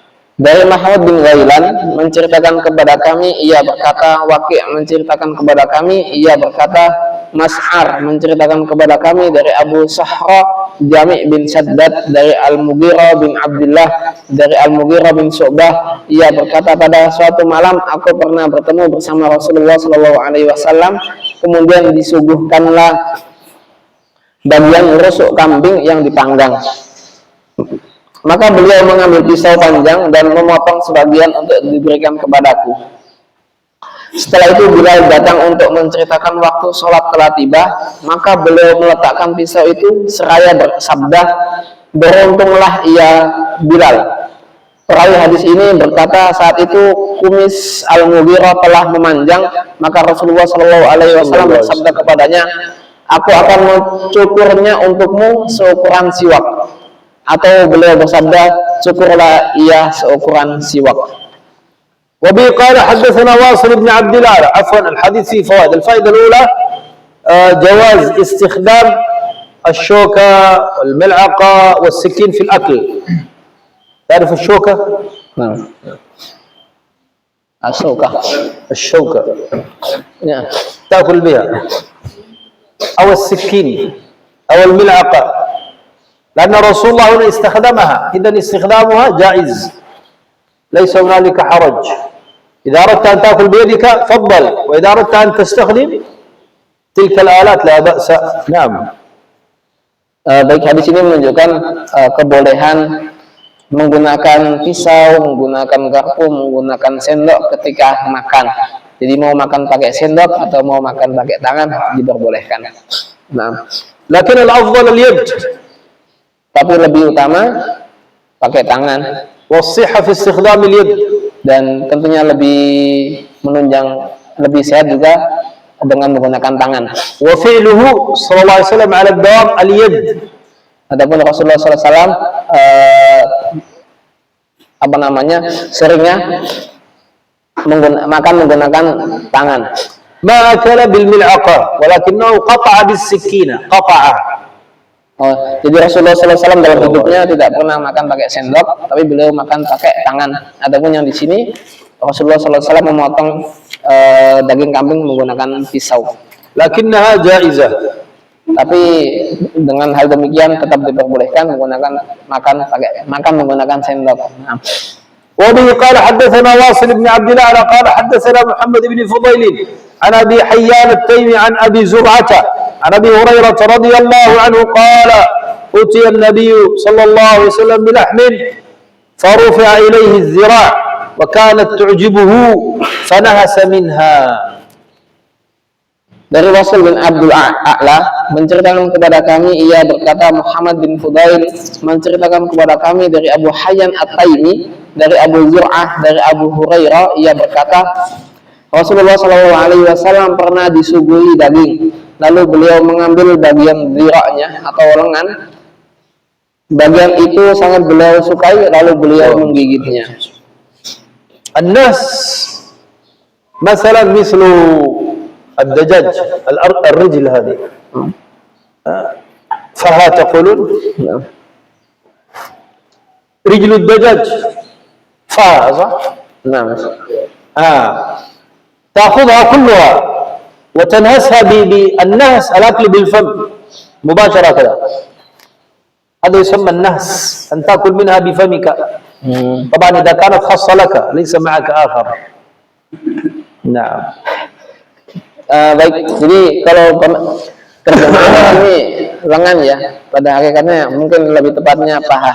Jadi kalau di sini ada kata fana hasamimha, lalu beliau menggigitnya, maksudnya ketika Rasulullah mengambil bagian paha daripada daging kambing tadi, maka beliau mengambil dan menggigitnya. Jadi mengambil pahanya ini kan digigit. Nah, itu namanya nahasa, fana hasamimha, menggigit. وبه قال حدثنا محمد بن بشار قال حدثنا أبو داود عن زهير يعني ابن محمد عن أبي إسحاق عن سعد بن عياض عن ابن مسعود رضي الله عنه قال كان النبي صلى الله عليه وسلم يعجبه الذراع، قال وسم في الذراع، وكان يرى أن اليهود سموه. نعم. Dari Muhammad bin Bashar menceritakan kepada kami, ia berkata, Abu Dawud menceritakan kepada kami dari Zuhair, yakni bin Muhammad, dari Abu Ishaq, dari Sa'ad bin Iyad, dari Ibnu Mas'ud, ia berkata, Nabi Shallallahu Alaihi Wasallam sangat menyukai daging bagian lengan. Ibnu Mas'ud mengatakan, dan beliau diracun dengan lengan kambing yang akan beliau makan, dan beliau tahu bahwa yang meracuni daging tersebut adalah orang Yahudi. وبه قال حدثنا محمد بن بشار قال حدثنا محمد بن مسلم حدثنا مسلم بن إبراهيم قال حدثنا أبان بن يزيد عن قتادة عن شار بن حوشب عن أبي عبيد قال طبخت للنبي صلى الله عليه وسلم قدرا وكان يعجبه الذراع فناولته الذراع ثم قال ناولني الذراع، فناولته ثم قال ناولني الذراع، فقلت يا رسول الله وكم للشاة من ذراع؟ فقال والذي نفسي بيده لو سكت لناولتني الذراع ما دعوت صلى الله عليه وسلم.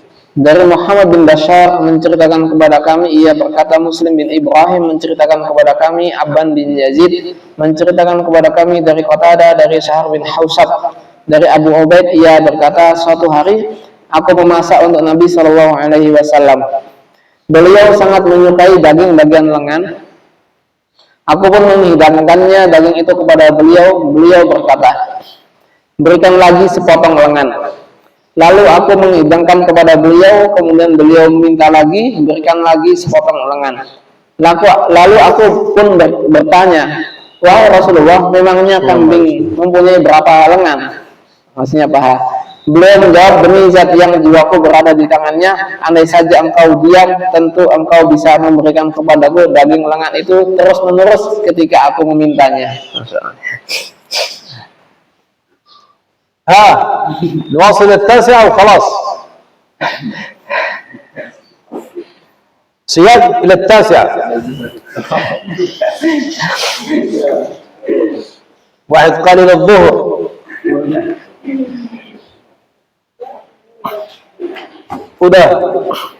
udah بالإخلاص udah. ما شاء الله. udah نقف هنا إن شاء الله بإذن الله تعالى، وإذا كان في سؤال بسم الله تفضل. نريد منه الكتاب باقي. Syukran. لا إله إلا أنت ربي سبحانك إني كنت من الظالمين.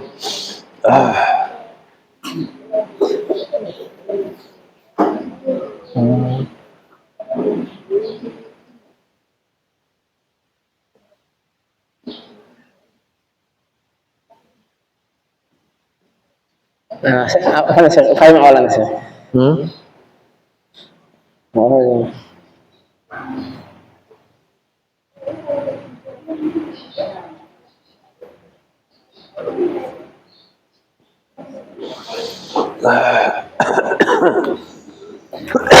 كذلك الزوجة على الزوج إطعامها حق الزوجة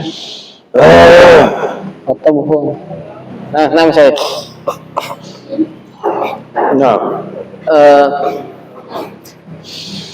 في سؤال.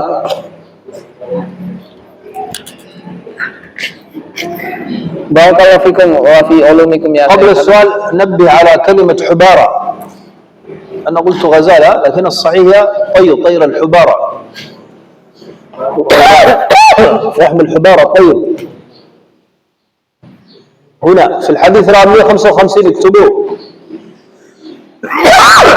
لا إله إلا أنت ربي سبحانك إني كنت من الظالمين. 55 ya Syekh. حبارة، الحبارة نوع من الطير عند العرب. الحبارة. Jadi yang dimaksud hadis 155 yaitu hubara. Hubara adalah salah satu jenis طير yang ada طير. di Arab. Nah, ثم السؤال ماذا؟ soal barakallahu fikum wa fi ulumikum ya Syekhana wa hafizakum. Hal fi kisah al-khalq dalilun ala anna min wajibati zawjah li zawj tabakhu hat ta'am. لا. فإن كان كذلك ليس من حق الزوجة على الزوج إطعامها وطبخ من ملازمات الطعام من ملازمات الإطعام. سؤال هل واجب على الزوج الطبخ للزوج واجب وجوبا؟ لا، لا يجب. نعم لا يجب، ليس واجب. الزوجة لا. ليس واجب للزوجة أن تطبخ للزوج، ليس واجب، لكن يقولون هذا واجب عرفي، ليس واجب في الشرع لكن واجب عرفي. تغسل ثوبه ليس واجب،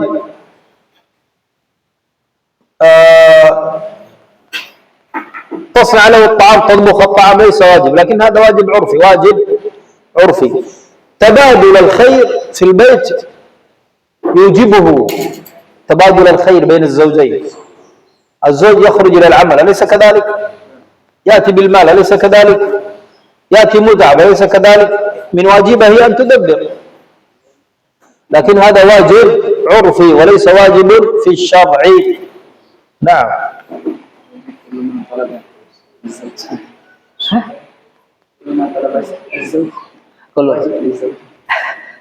صحيح، ولكن واجب، هنالك واجبات شرعية وهنالك واجبات عرفية. لكن لا شك الزوجة إذا رفضت ذلك دل على سوء أخلاقها، ربما طلقها بسبب ذلك. نعم، لكن في الشرع ليس واجب. نعم، لا تقل ها ليس واجب إذا لا أفعل، سوف تخرجي من البيت حجة، لكن سوف تكمل العشاء مع أمها. Nah, baik, jadi ada sebuah pertanyaan di sini. Apakah dari kisah sebaik-baik makanan, sebaik-baik lauk adalah cuka tadi? Apakah yang kisah yang tadi ya, maksudnya Nabi Muhammad ketika masuk di rumah Aisyah kemudian nanya ada nggak makanan itu? Apakah dari kisah tersebut bisa dijadikan dalil bahwasanya salah satu kewajiban istri kepada suaminya adalah memasak makanan? Maka kata Syekh tadi, itu tidak menjadi sebuah kewajiban secara syariat, tapi hanya menjadi sebuah kewajiban karena adat, karena tradisi.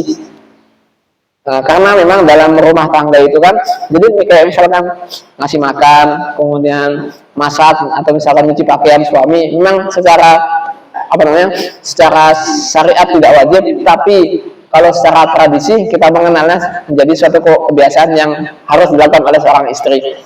Tapi memang dalam hidup keluarga itu kan memang bisa dikatakan saling berbagi kebaikan. Jadi laki-laki mungkin keluar buat nyari nafkah, kemudian istrinya di rumah masak, kemudian ngurus anak dan lain sebagainya, itu saling berbagi kebaikan. Sehingga dari situ memang menjadi suatu keharusan, tapi tidak diwajibkan secara syariat. Dan hal seperti ini bukan menjadikan sebuah alasan, oh berarti besok gak usah masak, gak usah nyuci pakaian dan lain sebagainya, bukan.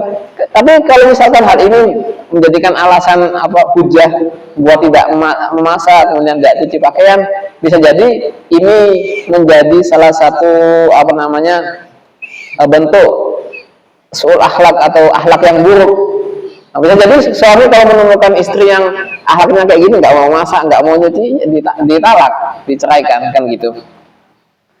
Nah, semua في سؤال كذلك لو سمحتم يا سيد. ربما لم تطبخ له لكان سببا في الطلاق. هل بينت هذا؟ Nah, jadi bisa jadi sebab dari perceraian itu karena kalian nggak mau masak, nah gitu. Karena istri nggak mau masak, apa gitu. هذا من سوء الأخلاق. Karena hal ini termasuk dari akhlak yang buruk. نعم لكن ليس واجب في الشرع في الحقيقة ليس واجب. Nah, tapi dalam secara syariat memang bukan sebagai suatu kewajiban istri masak buat suami. نعم. Semua fi soal lalu sama satunya saya bahwa natinan. ما هو؟ Natinan. Oh, ada nak kalau ada sih. ما هو؟ Fi. Apa masa di sana? Natinan. السؤال ماذا؟ Nah, lalu sama satunya saya bahwa natinan. Oh, ada.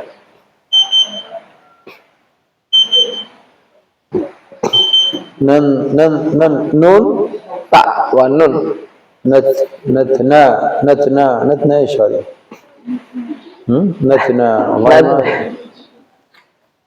اخبره ما المقصود الذي كتب السؤال هذا؟ Kayak hadis ya. Layak tuh hadis.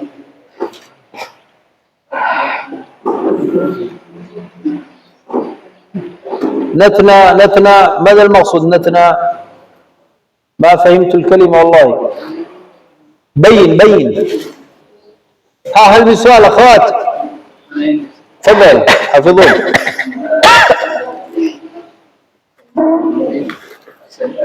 الحديث 163 في الحديث. تعالوا قريب. في الحديث كان النبي صلى الله عليه وسلم رقم 163. Nah, 63. نعم. كان لا بس النبي صلى الله عليه وسلم يحب الحلوى والعسل. نعم. الحلوى ماذا؟ الحلوى ماذا؟ al-hawa. ممكن تبين لنا الحلوى اسم جنس يدخل فيها أنواع كثيرة جدا. نعم. Al-hawa تصنع من السكر، من العسل، من التمر، لا بأس كما تريد. لكن مثلا نحب الحلوى لأن رسول الله صلى الله عليه وسلم يحب الحلوى. لا إذا هنا أنت تحب الجنس. نعم جنس الحلوى خلاص. الحلوى اسم لجنس، اسم للنوع. كل ما يدخل في الحلوى هذا منها. لكن كثرة حلوى بالعسل، حلوى بالسكر، حلوى بالكرمة. كثرة الحلوى ماذا فيها؟ هنا ما دليل على الإكثار. في نفس الوقت كان يقول الحلوى مثلا السكر. الإكثار. نعم. الإكثار ليس جيد. الإكثار في كل شيء ليس جيد. نعم ليس في الحلوى فقط.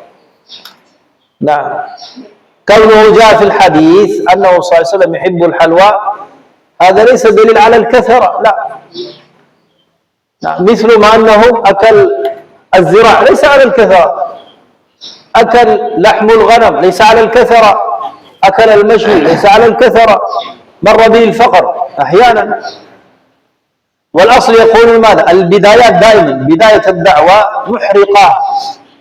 نعم بداية الدعوة محرقة ولكن النهاية مشرقة. رسول الله والصحابة كلهم في البداية عاشوا فقر، جهد، مرض، تعب، لكن في النهاية الله مكن لهم.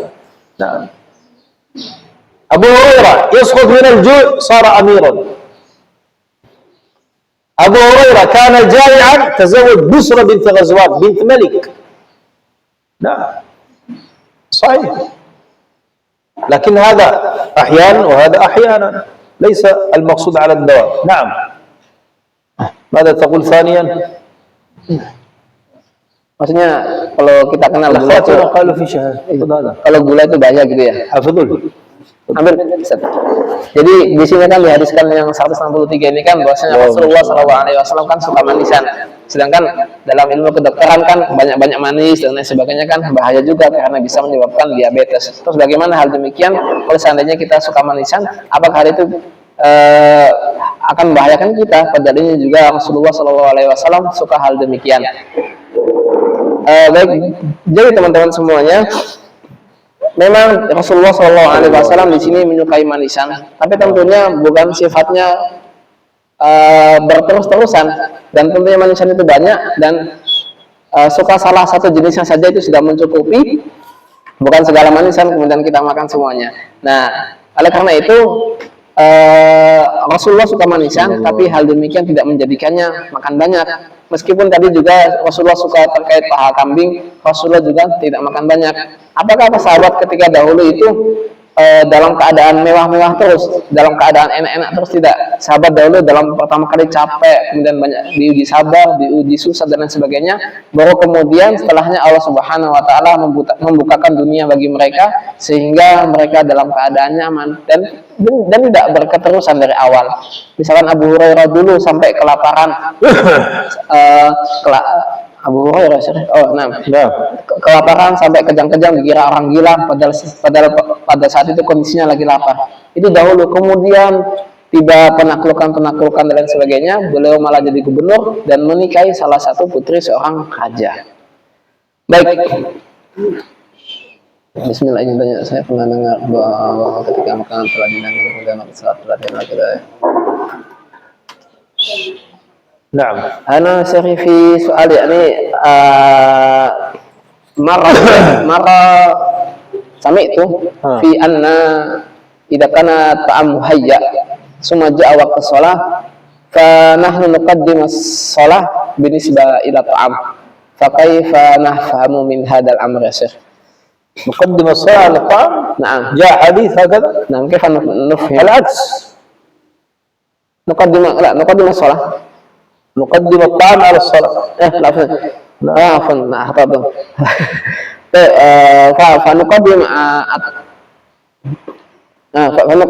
فنقدم الطعام على الصلاة.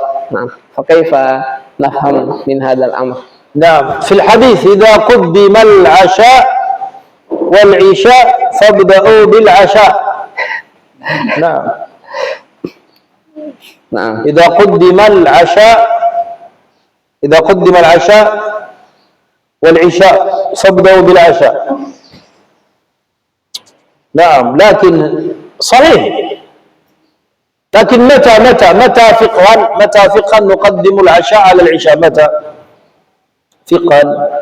النووي عليه رحمة الله ذكر باب استحباب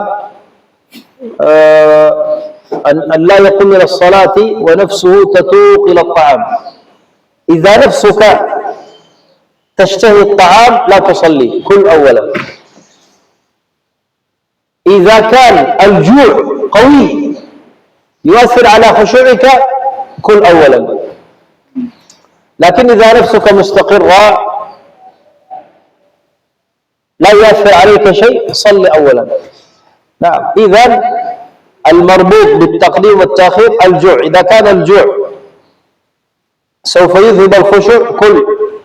وإذا كان بالنسبة لك الأمر عادي جدا، صلي. نعم، ولا حرج في ذلك. أما إذا كان صلاة الجماعة الأفضل أن يأتي الإنسان إلى صلاة الجماعة، الأفضل. إلا كما قلت إذا كان الجوع قوي سوف يفسد عليك الصلاة، لا بأس، كل أولا. إذن الموضوع مربوط بماذا؟ بالجوع. قيل هذا مثل قياسا على البول، قياسا على الغائط. إذا كان عندك بول شديد، إذا جيت للصلاة كل مرة تتحرك تريد الإمام أن ينتهي. نعم. إذا الإمام قال ألف لام ميم أستغفر الله، نعم، مشكلة. ذلك الكتاب لا ريب فيه، تقول متى ينتهي؟ نعم. لذلك معك بول، معك غائط، معك جوع، لا، افرغ منها الثلاث. افرغ من البول ثم صلي افرغ من الغائط، ثم صلي افرغ من الطعام، ثم صلي. لكن إذا كان البول موجود ولكن البول لا يؤثر عليك، بول خفيف، أنت بين الدخول إلى الحمام وبين إدراك صلاة الجماعة، والبول خفيف لا يؤثر، ليس عليك حرج أن تصلي. نعم، تحس بحوجة إلى الحمام للغائط ولكن لا يؤثر عليك، لا بأس صلي.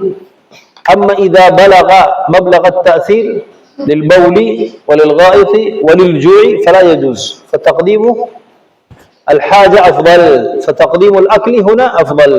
نعم، والله أعلم. Baik, di sini ada pertanyaan. Saya pernah dengar bahwa ketika makanan telah dihidangkan, kemudian waktu sholat telah tiba, maka kita makan terlebih dahulu, baru kemudian melaksanakan sholat.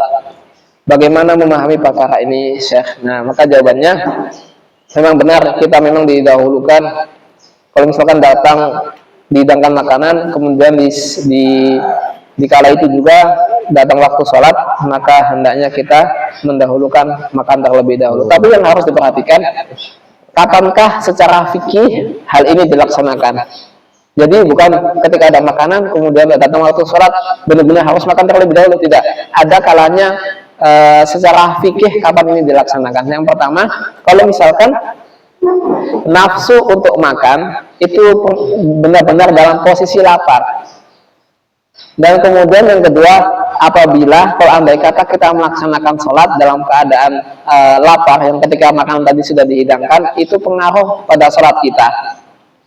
Nah, oleh karena itu, kalau dua hal ini sudah memenuhi, maka hendaknya makan terlebih dahulu sebelum melaksanakan sholat. Dan kalau misalkan hal dua ini tidak ada, kemudian sholatnya berjamaah, maka hendaknya sholat terlebih dahulu. Dan ini memang dikiaskan dengan masalah misalkan buang air kecil, kemudian misalkan buang air kecil ditahan, misalkan dia udah kebelet banget pengen buang air kecil, nah maka hendaknya dia buang air kecil dulu baru melaksanakan sholat. Nah, takutnya kalau misalkan udah kebelet kencing kemudian ditahan ketika sholat, nanti sholatnya malah nggak khusyuk, malah gini-gini. Nah, gitu kan, gerak-gerak, tremor dan lain sebagainya. Nah, oleh karena itu, kalau hal demikian hendaknya makan terlebih dahulu, atau misalkan ketika udah kebelet kencing, maka hendaklah kencing terlebih dahulu, karena hal tersebut bisa mengganggu kekhusyuan sholat. Tapi kalau misalkan nggak terlalu kebelet kencing dan misalkan memang ada apa namanya, kalau misalkan ada keinginan kencing tapi nggak terlalu, nggak sampai kebelet dan sebagainya, maka diperbolehkan untuk sholat dahulu baru nanti setelahnya kencing. Maksudnya la yu'athir gitu ya, nggak perlu dipengaruhi. Afwan, bab an-nawawi bab an-nahy 'an as-salat bi hadrati at-ta'am wa nafsu tatuq ilayhi. Ada bab an-nawawi. Bab an-nahy 'an hadrati at-ta'am wa nafsu tatuq ilayhi. Nah, wa huwa yudafi'u al-akhbathan kadzalik. Bab an-nahy. Dan memang ada bab khusus terkait apa namanya? Riyadhus Shalihin mawjud. Di Riyadhus Shalihin terkait bahwasanya harus mendahulukan makan kalau misalkan datang waktu sholat, yang mana saat itu memang udah apa namanya, udah lapar dan kondisinya kalau melaksanakan sholat malah membuatnya tidak khusyuk. Ada fi soal saya. السؤال الأخير هذا نختم به حتى لا يقول في سؤال آخر. يكفي. Inna Allah la yastahi min al-haq. إن الله لا يستحي من الحق. Hadil jima' yuqas ala ta'am wal baul wal ghaib fi taqdimiha ala salah. ماذا يقول؟ Hadil jima' yuqas ala ta'am wal baul wal ghaib fi taqdimiha ala salah. أما إذا بلغ مبلغا عظيما يقاس، لأن حاجة إنسانية. نعم يقاس. نعم إن الله لا يستحي من الحق. إذا بلغ مبلغ الحاجة فهو حاجة إنسانية. نعم، الطعام حاجة إنسانية، الشراب حاجة إنسانية، مدافعة الغائط والبول حاجة إنسانية، الشوق إلى الجماع من زوجته حاجة إنسانية. إذا بلغ مبلغ خلاص يقاس، لأنها من الحوائج الإنسانية. والله تعالى أعلم بالصواب. كيف تترجم؟ Nah, كيف تترجم؟ salah. نعم. Baik, jadi di Google Meet ada sebuah pertanyaan. Inna Allah la yastahi minal haqq, bahwasanya Allah Subhanahu wa taala tidak malu untuk mengungkapkan sebuah kebenaran. قل من السنة عند السؤال عن أمر Nah, jadi kalau يخدش الحياء أن تقول هذا إن الله لا يستحي من الحق. jadi misalkan antum pengen bertanya atau menyampaikan sesuatu hal yang mana hal tersebut itu kesannya malu untuk disampaikan atau sifatnya vulgar gitu ya, maka hendaknya didahulukan dengan kalimat innallaha la yastahi minal haqq, bahwasanya Allah Subhanahu wa taala tidak malu untuk mengungkapkan suatu kebenaran. ومن مناقب نساء الأنصار، من مناقب نساء الأنصار جاء من مناقب نساء الأنصار لم يمنعهن الحياء من التعلم. من مناقب نساء الأنصار، Manaqib ada ya. المنقبة الفضيلة، مناقب فضائل نساء الأنصار Nah, لم يمنعهن الحياء من التعلم مع رسول الله صلى الله عليه وسلم. dan juga salah satu keutamaan wanita-wanita Ansor ketika di Madinah itu tidak malu untuk belajar dengan Rasulullah Shallallahu Alaihi Wasallam. Nah, pertanyaannya di sini, innallaha la yastahi minal haqq, halil jima' yuqasu ala ta'am wal baul wal ghaib fi takdirihi al-shalah. Apakah berhubungan badan dengan istri itu bisa dikiaskan dengan makanan, kemudian dengan buang air kecil atau buang air besar untuk mendahulukannya sebelum melaksanakan sholat? Nah, maka tadi jawabannya saya, iya bisa jadi karena memang hal tersebut merupakan suatu kebutuhan manusiawi.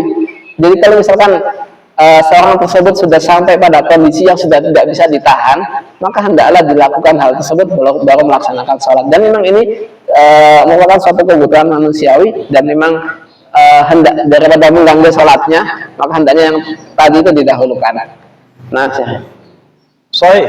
بل الغزالي عليه رحمة الله، الغزالي له كلام جميل وطويل في هذا الباب، حتى ذهب إلى تفضيل عمل المتزوج على الأعزب،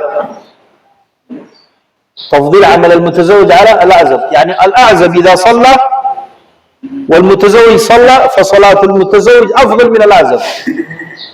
لماذا؟ لأن نفسه أسكن، يقبل على الله بخشوع. نعم، لأن بعض الناس عنده حاجة، حقا هذا موجود، عنده حاجة يدخل في الصلاة فيتزوج في الصلاة. نعم، يخطب ليس يخطب، يخطب الجمعة، لا يخطب في الصلاة وهو في الصلاة يفكر في النكاح. نعم، لأن نفسه ليس ساكنة. إذن لا شك الجماع حاجة إنسانية، كلما الإنسان قضاها بالحلال كان أسكن. وهنالك تفاصيل طويلة لو تكلمت عنها تعجبتم. نعم، حتى عند الأحناف إذا كان في المسجد أكثر من إمام، عند الأحناف هذا في تفاصيل عند الأحناف عليهم رحمة الله، إذا كان في المسجد أكثر من إمام يقدم المتزوج 2 على الواحدة حقا، ويتقدم المتزوج 4 على الواحدة. نعم، لماذا؟ قيل لأن الإمام أسكن قلبه، بل وذهبوا إلى أكثر من هذا، قال يقدم من كان الزوجات أجمل على الذي ليس أجمل. نعم، لماذا؟ لأن قالوا نفسه أسكن، الخشوع عنده كامل لا يفكر. لماذا أنا قلت هذا؟ هذا يدل على أن ما سأل عنه هذه حاجة إنسانية فينظر لها في الصلاة لا شك. نعم. Baik, jadi ada salah satu perkataan dari Imam Ghazali dan memang perkataannya itu panjang terkait كلام الغزالي هذا يرجع له في الإحياء موجود، bisa dicari di Ihya Ulumuddin, dan itu perkataan itu menjelaskan terkait bagaimana keutamaan orang yang sudah menikah daripada orang yang jomblo.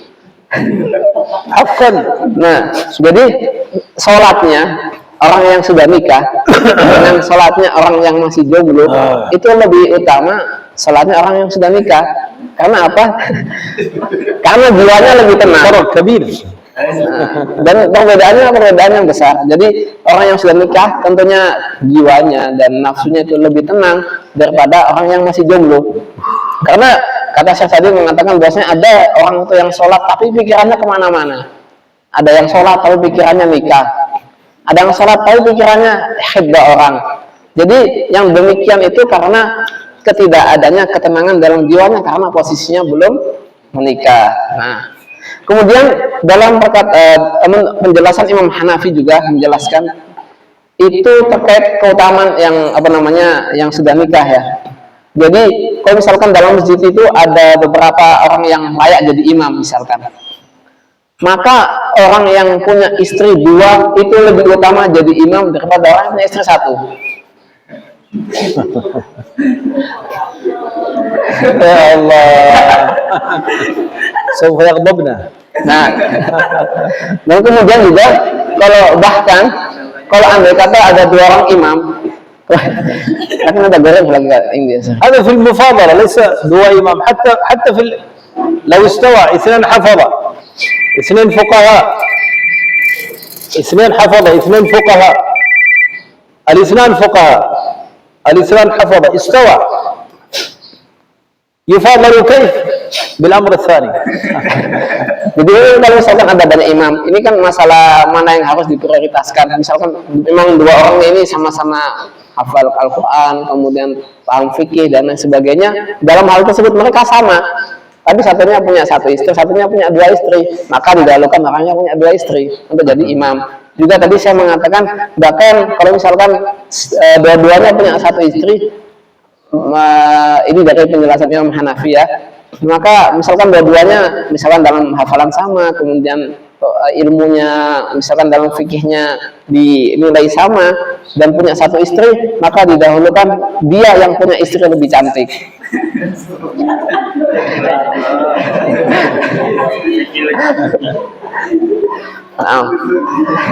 حقا هذا كلام الأحناف.